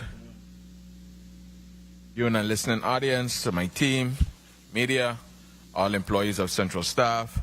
Good afternoon. Madam Clerk, could you kindly read the agenda for Block 2 into the record? Yes, Mr. Chair. Block 2. Bill number 36-0213, an act renaming Boulevard Road on the island of St. Croix as Alicia Chucky Hansen Road and appropriating $10,000 from the St. Croix Capital Improvement Fund to the Virgin Islands Department of Public Works to erect the proper signage, proposed by Senator Hubert L. Frederick and co-sponsored by Senator Carla J. Joseph. Invited testifiers, Mrs. Elizabeth Hansen Watley, Assistant Commissioner of Department of Tourism and daughter of the Honorable Senator Alicia Chucky Hansen, Attorney Lee Rohn, Esquire, Lee J. Rohn and Associates, attorney and friend, former Senator Celestino A. White Sr., friend and former colleague, Mr. Paul Plain, friend. Mr. Chair, this concludes the reading of Block 2. Thank you, Madam Clerk. As it pertains to Bill 36-0213, an act renaming Belvedere Road on the island of St. Croix as Alicia Chucky Hansen Road and appropriating $10,000 from the St. Croix Capital Improvement Fund to the Virgin Islands Department of Public Works to erect the proper signage. Who speaks to this bill? I do. Senator Hubert Frederick, you're recognized. Thank you very much, Mr. Chair. A pleasant good afternoon, colleagues, testifiers, listening and viewing audience, the Office of Hubert Frederick, and Central Staff. I speak to this bill, Mr. Chair, on the basis that Bill number 36-0213 recognizes one of our iconic senators. Senator Alicia Chucky Hansen devoted decades of distinguished service to the people of the Virgin Islands and remains one of the most respected and influential public service in our territory's history. This measure seeks to amend Bill number 8950 to recognize her lasting legislative legacy by renaming Belvedere Road as Alicia Chucky Hansen Road. But after further conversation with the family, we decided to offer an amendment. Amendment number 36-690, changing the Contentment Road in front of the old legislature building to the Alicia Chucky Hansen Lane. A particularly fitting tribute given that the former legislative building was located along this roadway and it served as a place where Senator Chucky Hansen carried out much of her extensive public service. By honoring Senator Chucky Hansen in this manner, the legislature acknowledges her unwavering commitment to her constituents, her tireless advocacy on behalf of the people of the Virgin Islands, and her significant contributions she made to the growth and development of our territory. This measure not only preserves an important part of our legislative history, but it also serves as a lasting reminder of the dedication, leadership, and public service that Senator Hansen exemplified throughout her career. In closing, this measure is about honoring a Virgin Island icon whose dedication to public service spans decades. Senator Hansen's contribution to this territory and its people have left an enduring legacy that deserves recognition. By renaming Contentment Road as the Alicia Chucky Hansen Lane, we pay tribute to her service, we preserve an important part of our legislative history, and we also ensure that future generations remember her contributions to the Virgin Islands. I respectfully ask for your favorable consideration and support of this measure. Thank you very much. Thank you, Senator Frederick. Let's go started from my left. We're just doing a mic check, and then I'll ask you for your testimony. Yes, your name mic and check. What you're representing today? Go ahead. Yeah, Paul B. Come closer to the mic, Miss Appiah. Yes. All right. Good morning, Elizabeth Hansen Watley. Good afternoon, Lee Roan. Thank you. Now, Ms. Watley, you have the honors of beginning first. So, proceed.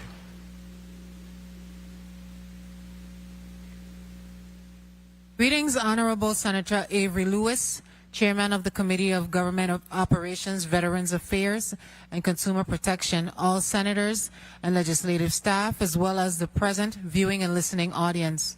I am Elizabeth Hanson Watley, Assistant Commissioner of the Department of Tourism, Chairwoman of the Taxi Cab Commission Board, and a daughter of the Honorable Alicia Chucky Hansen. Thank you for extending an invitation to me so that I may add my contribution to the discussion on Bill number 36-0213, a bill renaming Belvedere Road on the island of St. Croix as Alicia Chucky Hansen Road and appropriating $10,000 from the St. Croix Capital Improvement Fund to the Virgin Islands Department of Public Works to erect the proper signage proposed by Senator Hubert L. Frederick and co-sponsored by Senator Carter J. Joseph. It took me a while to write this testimony, as it meant me having to reflect on the fact that my mother took her last breath almost 3 years ago. And while she is not physically here, the people that she served above all else constantly remind me that she continues to live on in the hearts and minds of all of us. Whether you love Chucky Hansen or not, you respected her. And yes, she earned that respect. Whether you heard of her because of her many battles on behalf of the people, or the life-changing legislations that continue to contribute to the quality of life we share that keep our government afloat, Alicia Chucky Hansen deserves to be acknowledged and remembered. The longest-serving senator in St. Croix's history, the highest votes for senator territorially, the most #1 wins in the U.S. Virgin Islands history for senator, and all of this serving as a no-party independent candidate who would always say, I answer to the people. As I stand here in support of Senator Hansen being acknowledged for her service and dedication, I not only appear as a representative of her immediate family, my dad, Esdel E. Hansen Sr., my brothers, Esdel Jr. and Erskine, and our little brother, Erickson, who is no longer with us. But I stand here for our entire family, the people of the Virgin Islands, U.S. and British, Puerto Rico, and the wider world, as she was truly loved throughout many nations. I am a proud daughter, not just today, but every day. And it is my hope that the gesture of renaming the Contentment Road Alicia Chucky Hansen Lane will evoke questions and conversations about who she was and her legacy long after we are all gone. The location holds a special place in my heart, as I grew up at the old legislature building that is located right off of this road. Ate the sweet tamarind off the large tree in the front parking lot, spending many late nights there as those who would become historic figures in VI history would walk in and out of her office. Even as a child, I understood that the people came first. Her work was important and necessary, and that the expectation of all of us was to do our part to make our islands great for all, no matter where our story began. I still hold those ideals to be true, and I hope to demonstrate that in short order. I want to sincerely thank the author of this bill, Senator Hubert Frederick, and his co-sponsor, Senator Carla Joseph, for seeing it fit to bestow this honor on the legendary voice of the people, the Honorable Alicia Chucky Hansen. To the people who continue to support me and my family as we continue to navigate this new normal, with you of not having the legend, the voice, remember to stand, though it is hard. Speak even when you feel weak. And remember that a little bit of Alicia Chucky Hansen is in all of us. You just have to trust yourself. Things will get better. God is always in control. come hell or high water. Thank you. Thank you, Ms. Watley. Mr. Payne? Yes, good morning. Yes. I'll just say that, before you speak, I'll say to my colleague, Mr. Payne, did not submit a testimony, but I'm going to allow him to say some words. Just to say a few words. Good morning. Yes, I'm here, government operation and Veterans Affairs and Consumer Protection. Yes, good morning, Senator. Thanks you, Hugo Frederick, for sponsoring this measure. Senator Hansen was a fighter. We all say that, every lion is a cat, but every cat is not a lion. Senator Hansen was a real lion. I remember when you could speak about the Guarantee Insurance Fund. We could speak about when Stanley on the road driving around Christmas time. The Senator Hansen prime sponsor that bill. I remember when she called me and tell me the police take them off the truck and now they can't drive around and go through the different communities, them playing the Christmas carol. Senator Hansen gather all her senators them and move legislation to make it law that Stanley could go around serenading through the different communities. They even said been to St. Thomas. I remember a morning when she told me come down to the office and bring 3 dozen water donut. I said, oh, well, it's 36 donuts. And when I went down there, you didn't want to see Senator Hansen office. People, at that age, Senator Hansen office become WAPA, Water and Power Authority. Nancy become the receptionist for WAPA. What happened on that day there, when I went into her office, and I don't usually ask her this, I said, Senator, what happened? A lot of people out there, you tell me bring all these donuts. She tell me WAPA cut the current, the electricity, and WAPA cut the water. At that time, if you're over for water, WAPA will cut everything. And they didn't come to the legislature. They come to Chucky Hansen. As Senator Hansen turned to me and tell me, General, the clock stopped. What she mean by the clock stop is we're going to work until we fix it. She bring in the whole media, and everybody had the light and current by then and 3 o'clock. She called the governor, and that's why I said, she cat. Senator Hansen is a lion. She's a ruler. So I got to say, and I going to say this, when the light lock off in the legislature, the Senator Hansen put it out. At that time, Bellardo was chairing the meeting. It was hot. And the bill been about the Aborigine, the native rights. So thanks a lot. And I'm here to answer anything by rule, and she was a ride and die. I like that. And every cat is a lion. Every lion is a cat. Yes. But every cat ain't a lion. Action. We call them big cats. I like that. We got to spice up the day, yes.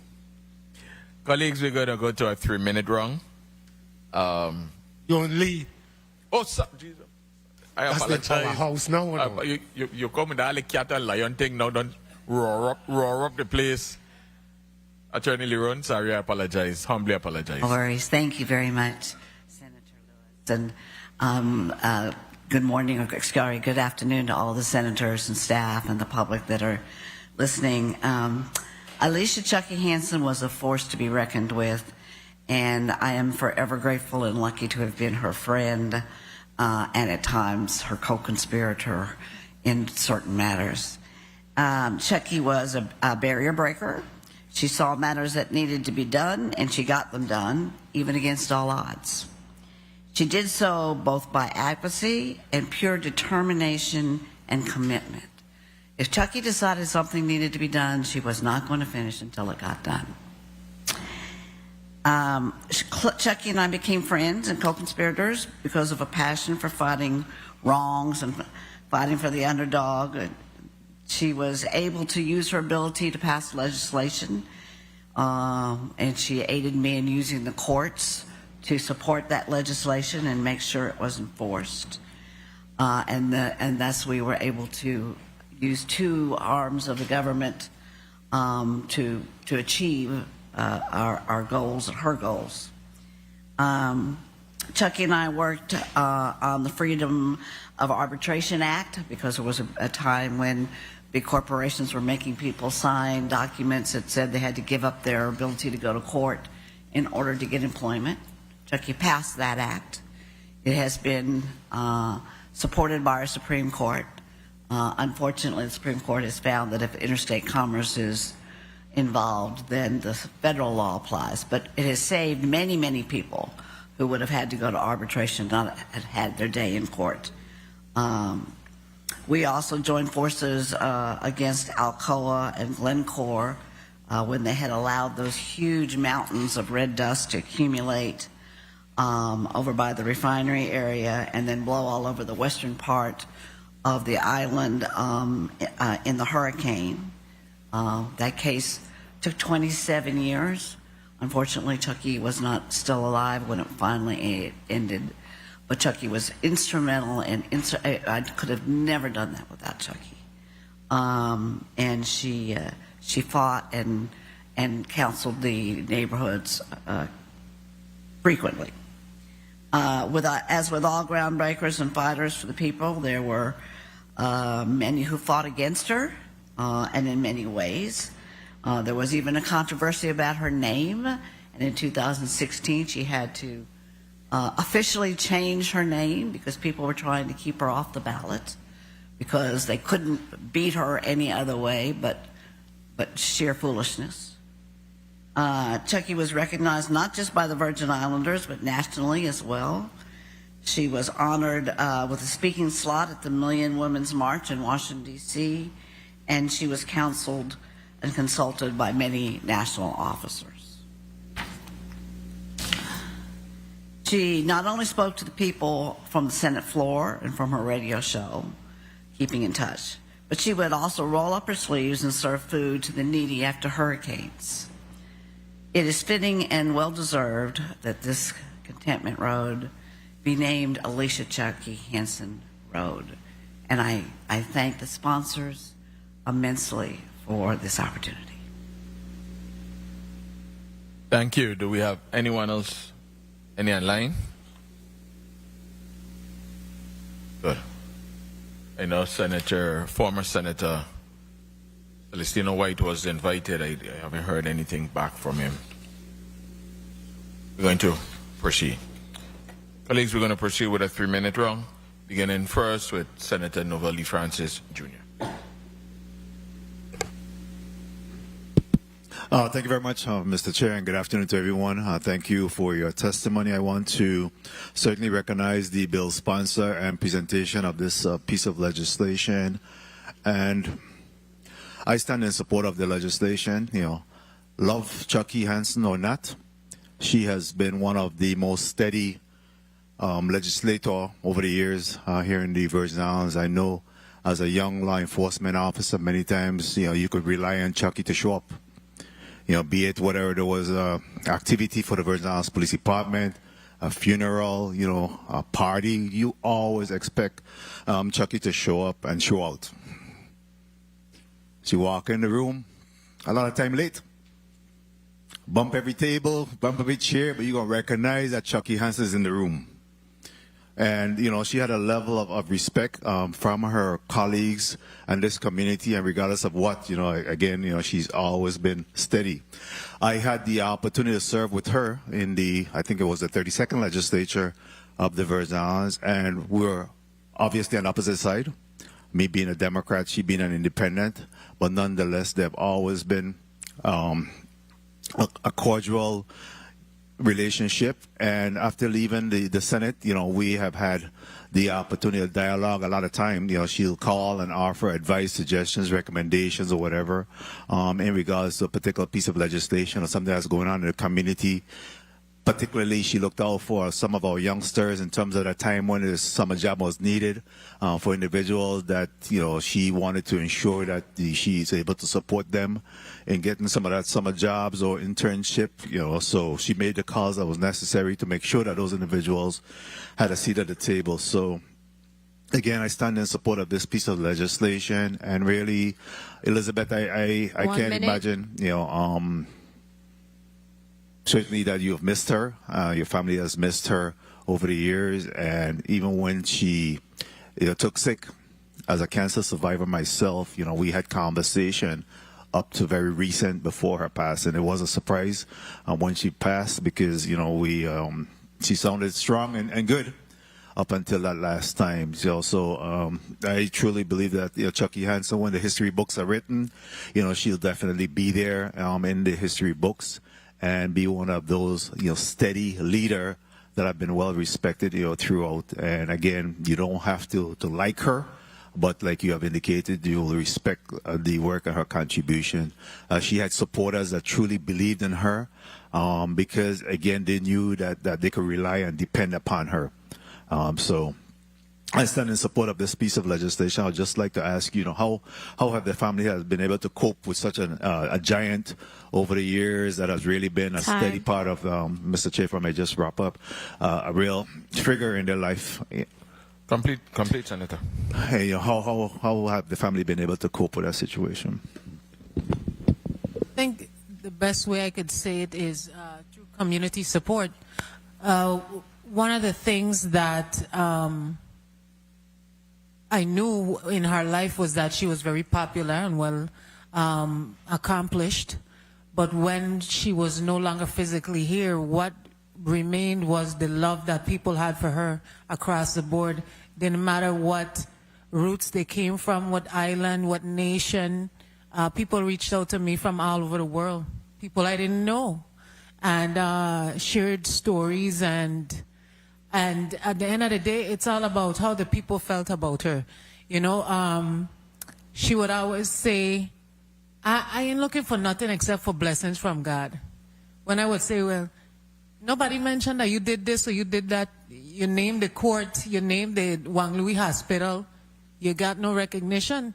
She would say, I ain't looking for nothing from nobody but God. And all I want is blessings. So the reassurance I don't miss her in the way I think a lot of people miss her in her absence, because I went toe-to-toe with her every day. So I don't have any regrets. I remember all the good times. I remember all the experiences, and I'm able to live her legacy through the people of the Virgin Islands and them remembering her, the way she touched their lives and changed their lives. So that's how we cope with it. Through memories, great memories. Thank you. Thank you very much. And again, I believe that Chucky has been a public servant throughout this community. She has been had a servant leadership. And certainly she should be remembered. Public services is just that.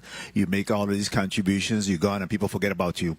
And, I think like I said, when the history book is written, I think it's definitely important that we denote and, recognize her contribution here in this community.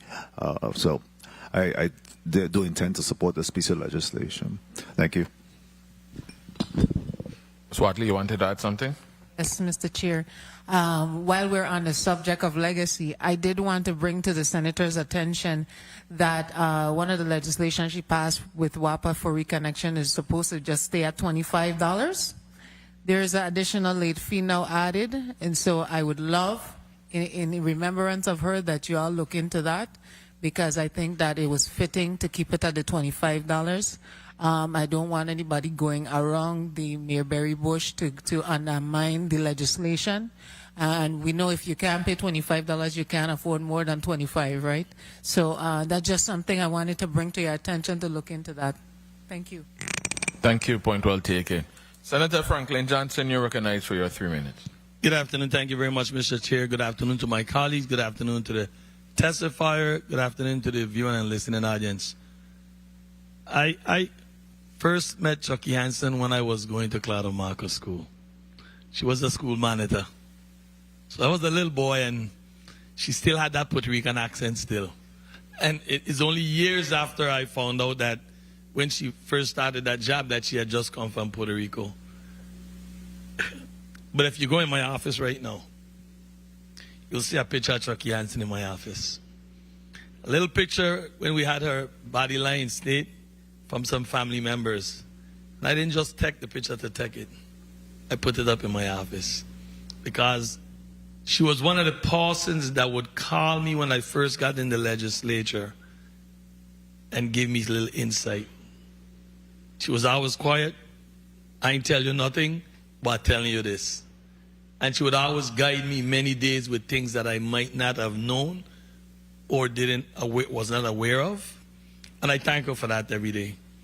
But as I walked in here today, I see a young man there to the stand. I couldn't recognize him for a moment. And I asked, who is this young man there? But the general, a very loyal supporter, and it means a lot. And I know it means a lot to you, General, because you've been there with Chucky and Chucky been there with you. And when was the first time you actually meet Senator Hansen? Met her when she started to run for public office when she come in Mali. Okay. And we didn't want to put up her sign there because we used to tear it down. And she said, no, she putting it up. She from Puerto Rico. Yeah. And she cool out there with we, and she been there with we a while, and we said, she real. And from there, and she been an annex in West. Remember when the legislature been in Christianstead? Yeah. She put her office in Frederickstead, which was a little annex for she. You know, when I listen to Attorney Lerone talk about Chucky, sometimes you might think she's controversial, but anytime you're fighting for the underdog, it could always seem controversial. So I want you to expound a little bit on that, Attorney Lerone, in regards to some of your fight that you and Chucky had when it comes to looking out for what we call the underdog, or the less fortunate. Yeah, so getting into some good trouble was the thing that we enjoyed the most. And she would come in and she would have some like WAPA or something, and we would sit there and think about what laws were there and how we were going to get around it. And she was brilliant. She's just brilliant. So, you know, we'd all be thinking one way, and she'd be like, well, what, you know, let's get the people involved. She always knew that you needed a base of real people who real things were happening to. And there was so little time to take care of that, to worry about some of the other stuff. So she was a real people person, and she always put people first. She definitely was, and she always walked with a force, you know, and when she started her new commercial, if I may, Mr. Chair, if I may proceed. Continue. Push! With that big explosion, you know it was Chucky. All you had to hear was that explosion. You say, that's a Chucky commercial coming there. You know, but she had her way, and she really was sincere about her service, especially for those, what we say, the underdogs, the less fortunate, the ones them who didn't have someone to have a voice. They didn't have a voice, but they knew that if they go to Chucky, their voice is going to be heard. I don't care how small it is. If it was a problem for them, Chucky made sure that everyone found out about it. And I appreciate what you say here today, Elizabeth, in regards to the memories, you know. That will be with you for the rest of your life, and you always be thankful for that time, because that's what's going to give you strength to continue moving. It's going to never leave. It's going to always be there. Those memories, those times that you spent with her, those times that you go in that trench hole and you're just right there, is like, there's no word to say, you know, that how you cope with it. There are going to be good days, and there are going to be bad days. You know, you're going to wake up one day and it'll be a rough one. But I always remember that you're not in this alone. All right? I thank you guys, and I thank the sponsor of this measure for, you know, making sure that we recognize our fighter for the people. She fought very hard, and I thank the sponsor for it, and definitely will be supporting this measure at the appropriate time. Thank you, Senator Johnson. Senator Collett, Judge Joseph, you're recognized for your 3 minutes. Thank you so much, Mr. Chairman. Pleasant good day to all the testifiers. Of course, I've already greeted my colleagues and the listening and viewing audience. When I saw that my colleague, the Navy veteran, had proposed this piece of legislation, I had to immediately sign on. I knew this lady. I knew this icon of a leader who walked humbly, had the most radiant smile, was so approachable. And I knew her from working here in the legislature. I worked here in the legislature before I became a senator. And she was a fighter for the little man. The little people, she would say, she's fighting for them. And she is unwavering. I had the opportunity while she was senator to, on behalf of a program I managed in the district of St. Croix, the name of the program was Youth Bill. Our graduation ceremony was scheduled for March 25th, 2017, and it was in Williams Delight. And Elizabeth, I don't mean to bring up Miss Hanson-Watley, I don't mean to bring up any bad memories, but you know what happened in Williams Delight. And the young people in that program, because this was underserved young people who came from that community, and they were adamant. They said, Ms. Joseph, we want Senator Hanson to be our guest speaker and bring her right here in Williams Delight to speak to us. These are underserved young people. They had been expelled from high school, and we were providing opportunities for them to earn their high school diploma. We got the senator, the late great icon, to come. And I would tell you, those young people embraced her like if she was their auntie, an auntie who they cared about. When she spoke about her tragedy that she had occurred, they were hugging her up because they too felt it, because they too had endured it. And so they were so grateful that she came to Williams Delight. I want to conclude and say that when I became a senator, even though I'm a Democrat and she always was an independent, this great icon of a lady took me under her wing. People don't know, so I'm going to tell you now. I would be here on the Senate floor. She would call me and she said, Carla, fix your necklace. It needs to be fixed. What, Mr. Chairman? Complete your thoughts, Senator. Thank you so kindly. She would say, Carla, fix your necklace. Carla, you are correct in doing this. And when I went to the sea trade for the first time, the cruise ship sea trade, she was there. And she and I walked all over the sea trade. So Carla was one of the first, she wasn't calling me Carla, she would call me Senator. I was one of the first senators to come here when this global sea trade was not where it is now. And we went all over the place together, and she was showing me the ropes. She was taking me under her wings, and I appreciated that deeply. I could never repay her for that guidance. I could never repay her family for that guidance and that level of camaraderie.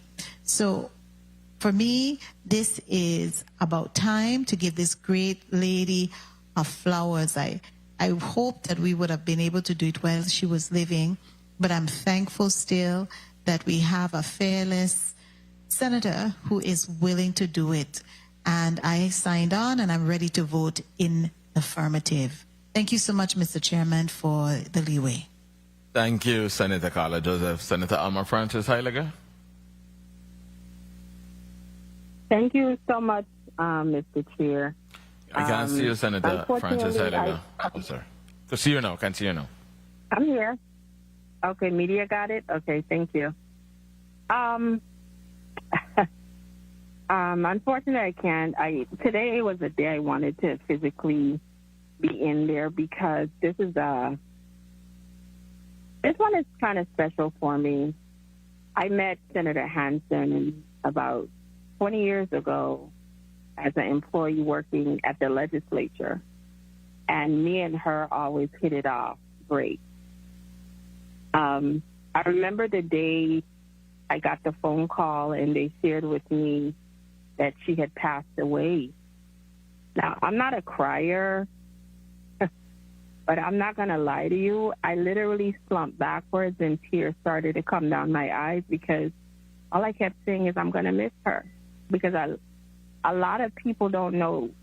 Senator Hanson always made sure she checked on you. Like, before I was a senator, when I was a senator, she would always call and say, Senator, What are you doing? Senator, you're right on this one. Senator, you're sure about that one. She was always there like a mentor, always checking, always sharing her thoughts. She would make her jokes and be like, you know, keep up as an independent. You're keeping on the right track. And I don't think people realize how much I miss those calls, how much I miss our conversations. And sometimes when you're in this position and you feel like your back is against the wall, and sometimes when you feel like your voice is the only one in a particular situation that's being heard, I often think about Senator Hansen. I said, I witnessed this woman in these chambers go up against 1 minute. any and everybody when it came to protecting the people of this territory. And I always said to myself, if that fearless woman could do it, who am I to not defend the people of this territory? Who am I not to do it? So when people think that sometimes everybody is the same, we all have different personalities. I keep hearing people saying, oh, whether you liked her or not, I don't care about that. You could have liked her, you didn't have to like her. That wasn't my problem. My thing was always that woman fought for the people. That was it. That's all I knew. That's all I cared about. And I loved the way she put the people first. I loved how she put her family first. She was one of the few people I have witnessed when it came to her husband. Listen, you couldn't say anything. Everything was like, look, do what you want, say what you want. My daddy is off limit. He did not play when it came to her husband. And I saw that, and I loved her for how she fought for the people, how she protected her family, and how she loved us all. I don't want to drag this on, but I want to say to her family, thank you for sharing her with us. Thank you. We appreciated her more than sometimes we allow ourselves to say. But I'm going to say it today from me. I appreciated Alicia Chucky Hansen. And that's it. Thank you. Thank you, Senator Francis. Senator Kenneth L. Gittins, you're recognized for your 3 minutes. Thank you, Mr. Chair. 3 minutes to talk about the great Alicia Chucky Hansen. I don't think that's sufficient timing, but let me say thank you to the sponsor. And today, as we sit here to discuss this measure, we do way more than just rename a road in her honor, but we're looking at her legacy and her service to the people of the Virgin Islands throughout her lifetime. And it's fitting for us to memorialize her name in such an honor for us to carry on. I do support the measure, and I thank the bill sponsor. I just want to remind colleagues that when naming or renaming streets in someone's honor, we need to definitely look at the suffix that we're using, whether it's a road, a lane, a drive, a way, etc., because these names carry certain meanings. So I'm looking at it that there's an amendment to change it to state Alicia Chucky Hansen Lane. I'm not sure if it should really be a lane. And Alicia Chucky Hansen served more than 11 terms in this legislature, and I think that in her honor as well, that her title should be on there, or even if it says Honorable Alicia Chucky Hansen, but not just Alicia Chucky Hansen Lane. So I will work with the bill sponsor to see if he agrees. I'm not going to let it be a tug of war or anything, but We'll discuss the differences between 1 minute. a lane, a way, a road, a drive, and see what's the most appropriate suffix to use. But I'll also suggest that we put a handle in front of her name as well as we conclude this bill. Thank you so much, and thank you for the testimony. Thank you, Mr. Chairman. Thank you. Senator Ray Fonseca, you're recognized for your 3 minutes. Yes. Good afternoon, Mr. Chair. Thank you very much. I've already signed on to this legislation. Alicia Chucky Hansen, of course, she's a legend in the whole Virgin Islands. She's a legend. You know, I was doing a little research, and you know what? Chucky Hansen and I share a whole lot. That's right, a whole lot. You know, she was constantly protecting the WAPA ratepayers against rising electric rates. She voted against allowing WAPA to bill customers for the street lights.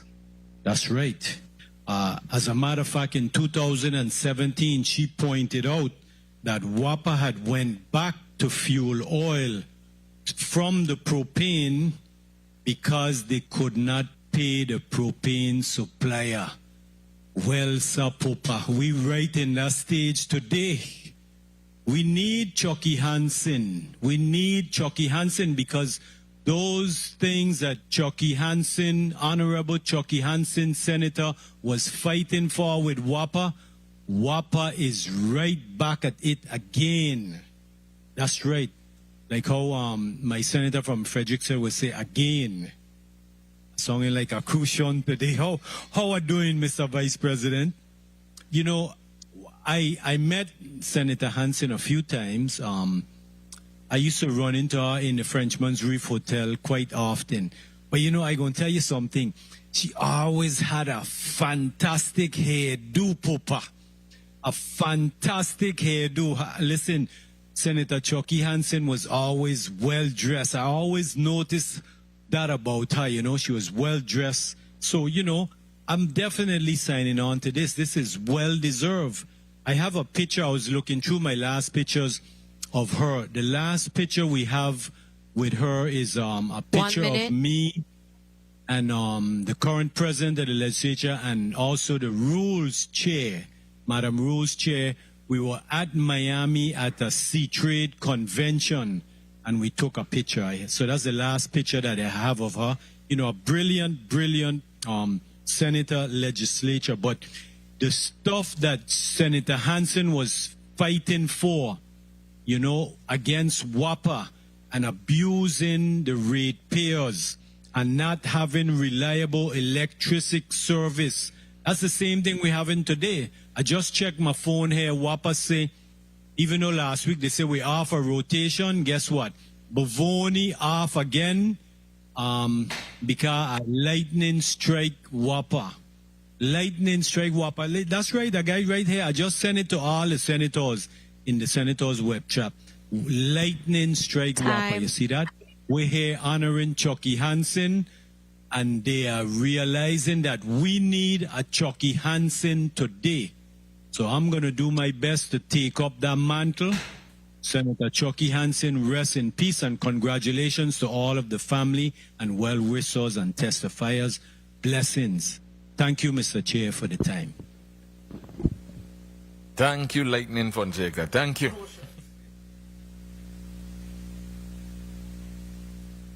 Senator, well, if I go to the bill sponsor, I definitely will be signing on to this. And, you know, all of my interaction I had with Senator Hansen is when I was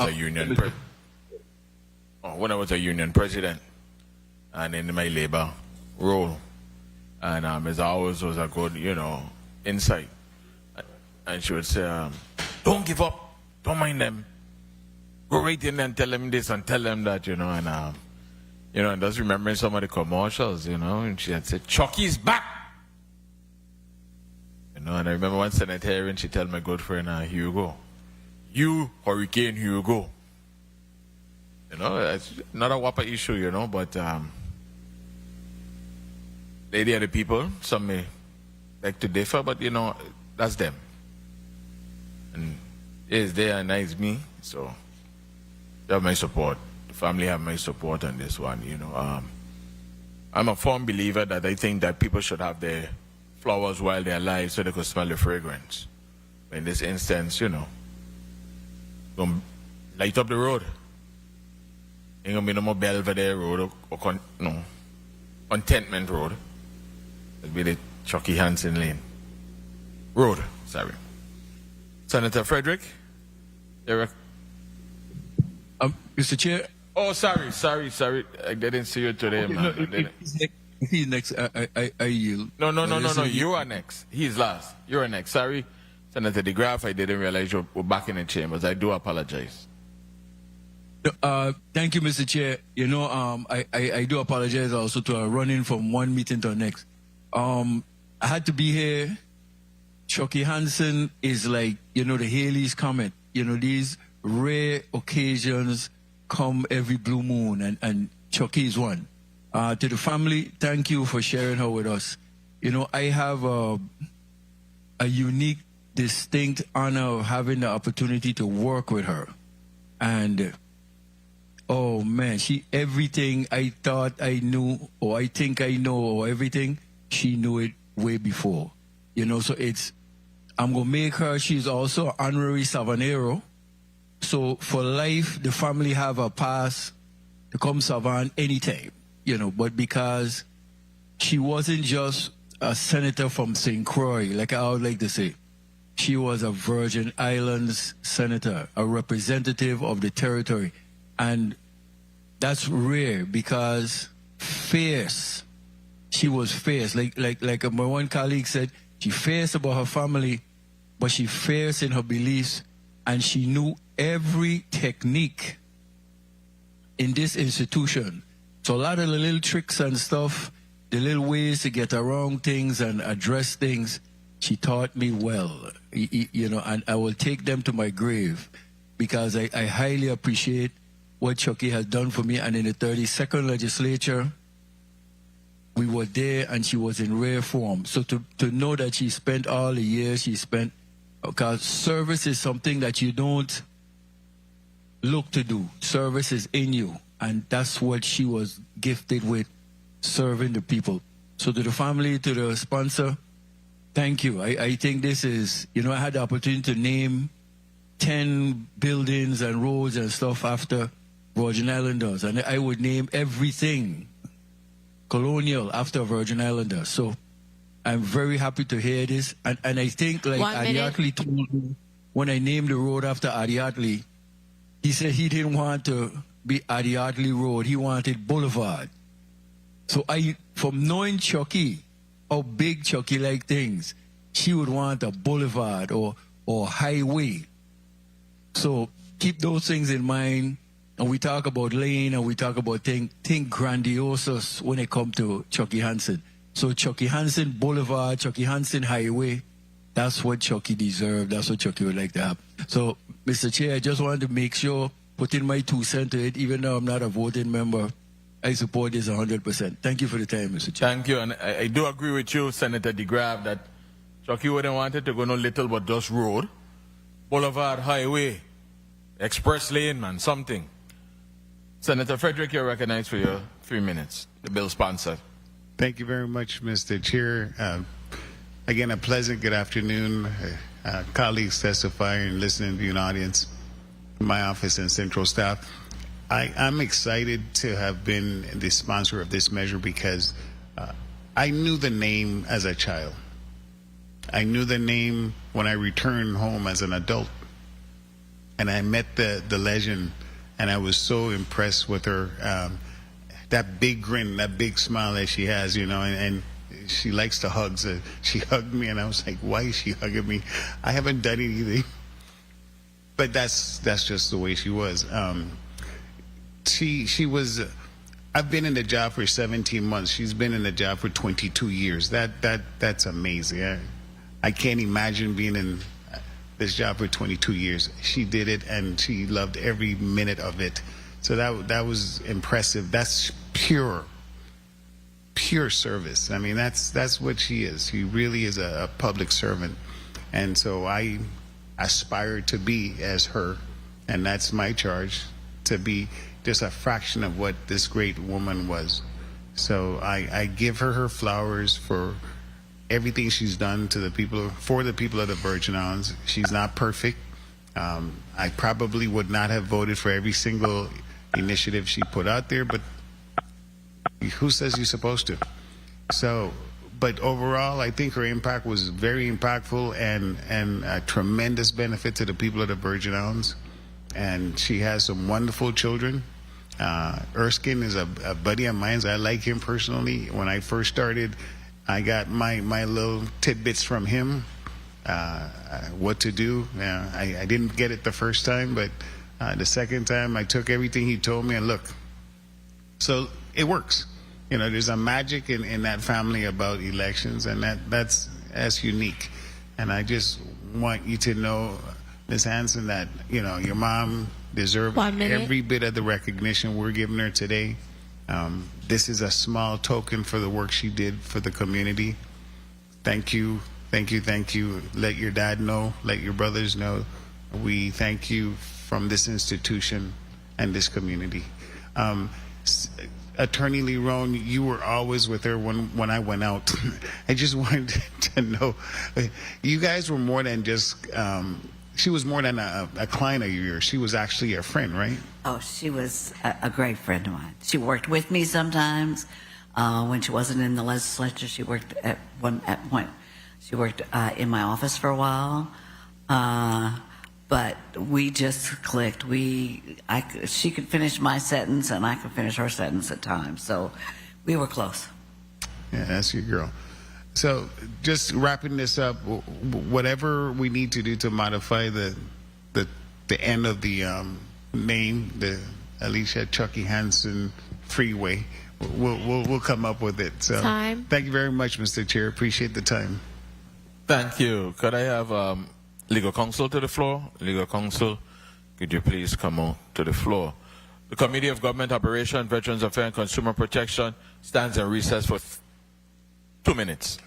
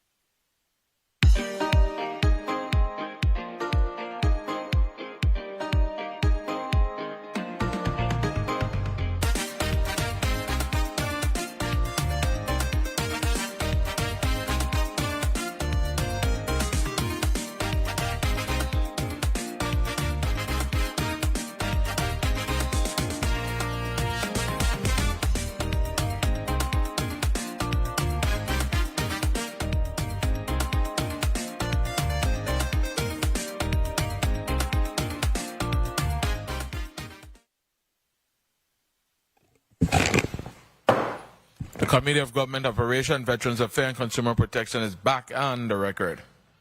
And we were discussing, and we have before us today, Bill 36-0213, an act renaming Belvedere Road on the island of St. Croix as Alicia Chucky Hansen Road, and appropriating $10,000 from the St. Croix Capital Improvement Fund to the Virgin Islands Department of Public Works to erect the proper signage. Motion, Senator Franklin Johnson. Mr. Chair, I move amendment number 36690 to bill number 360213. Bill number 360213 is amended by striking section 4 in its entirety and inserting the following new section 4. Section 4, the public roadway commonly known as Contentment Road on the island of St. Croix is here renamed the Alicia Chucky Hansen Lane.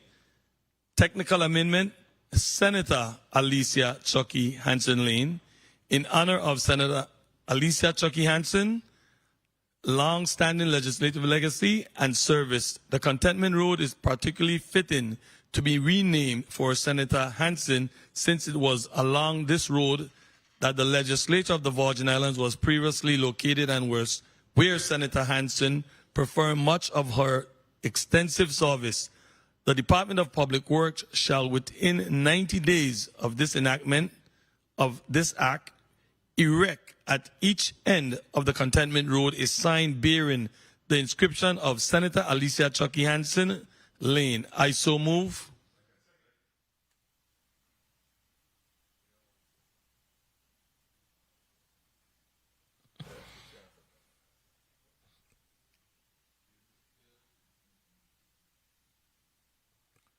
Amendment number 36-690 has been properly moved by Senator Franklin Johnson, seconded by Senator Novell, and technically amended has been seconded by Senator Novell E. Francis Jr., Senator Kenneth Gittins.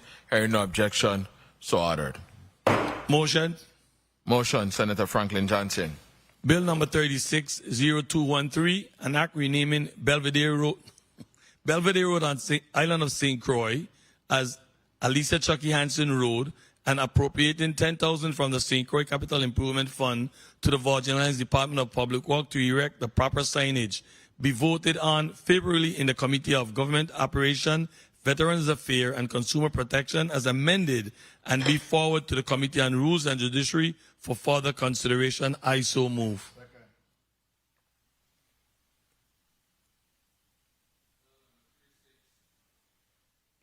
Bill number 36-0213, as amended, an act renaming Belvedere Road on the island of St. Croix as Alicia Chucky Hansen Road, and appropriating $10,000 from the St. Croix Capital Improvement Fund to the Virgin Islands Department of Public Works to erect the proper signage, has been properly moved by Senator Franklin Johnson, seconded by Senator Novell E. Francis Jr.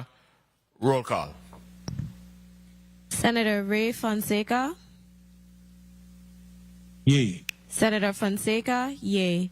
Senator Novell E. Francis Jr. Senator Francis Jr., yay. Senator Alma Francis Heiliger. Senator Alma Yes. Francis Heiliger, yay. Senator Kenneth L. Gittins. Yes. Senator Gittins, yay. Senator Franklin D. Johnson. Senator Johnson, yay. Senator Collier Joseph. Yes. Senator Joseph, yay. Senator Avery L. Lewis. Yes. Senator Lewis, yay. Mr. Chair, you have 7 yeas. Thank you, Madam Clerk. And Bill number 36-0213, as amended, technically has been properly voted upon in this committee, Government Operation, Veterans Affairs, and Consumer Protection, and will be forwarded to the Committee of Rules and Judiciary favorably for further vetting and consideration.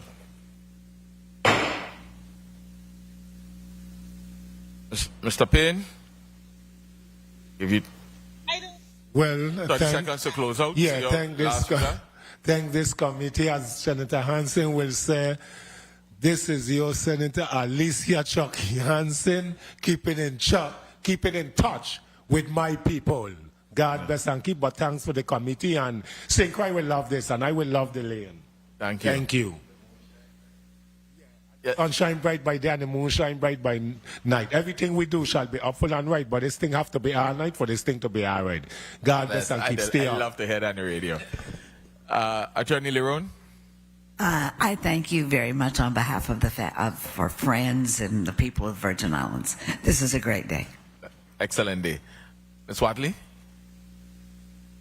I just want to thank the committee on behalf of my family, friends, loved ones, the people of the Virgin Islands, and the wider world. I recognize Alicia Chucky Hansen. And I just want to put it on the record, not because we're not Democrats, we got to be on opposing sides, right? All of us are Virgin Islanders, and the people come first. And so one of the things I want all of us to remember in the legacy of Alicia Chucky Hansen is people first, party second. Thank you all so much. And I thank the bill sponsor. I know this isn't easy. I know that everyone may not have been in favor of this, but you still went out there and did it, and I appreciate it. Thank you. I ain't know you got 7 votes. But I'd just like to say before we close out, you know, we have upcoming Emancipation Day and Independence Day. I'd like to have everybody to enjoy their weekend, have a safe and a blessed day. There being no further business to come before the Committee of Government Operation. Stop. I'd like to thank staff, central staff, my staff, my colleagues, and to the listening and viewing audience, thank you for tuning in. Now, there being no more business to come before the Committee of Government Operation, Veterans Affairs and Consumer Protection, this meeting is hereby adjourned. God bless and peace and love to the people of the Virgin Islands.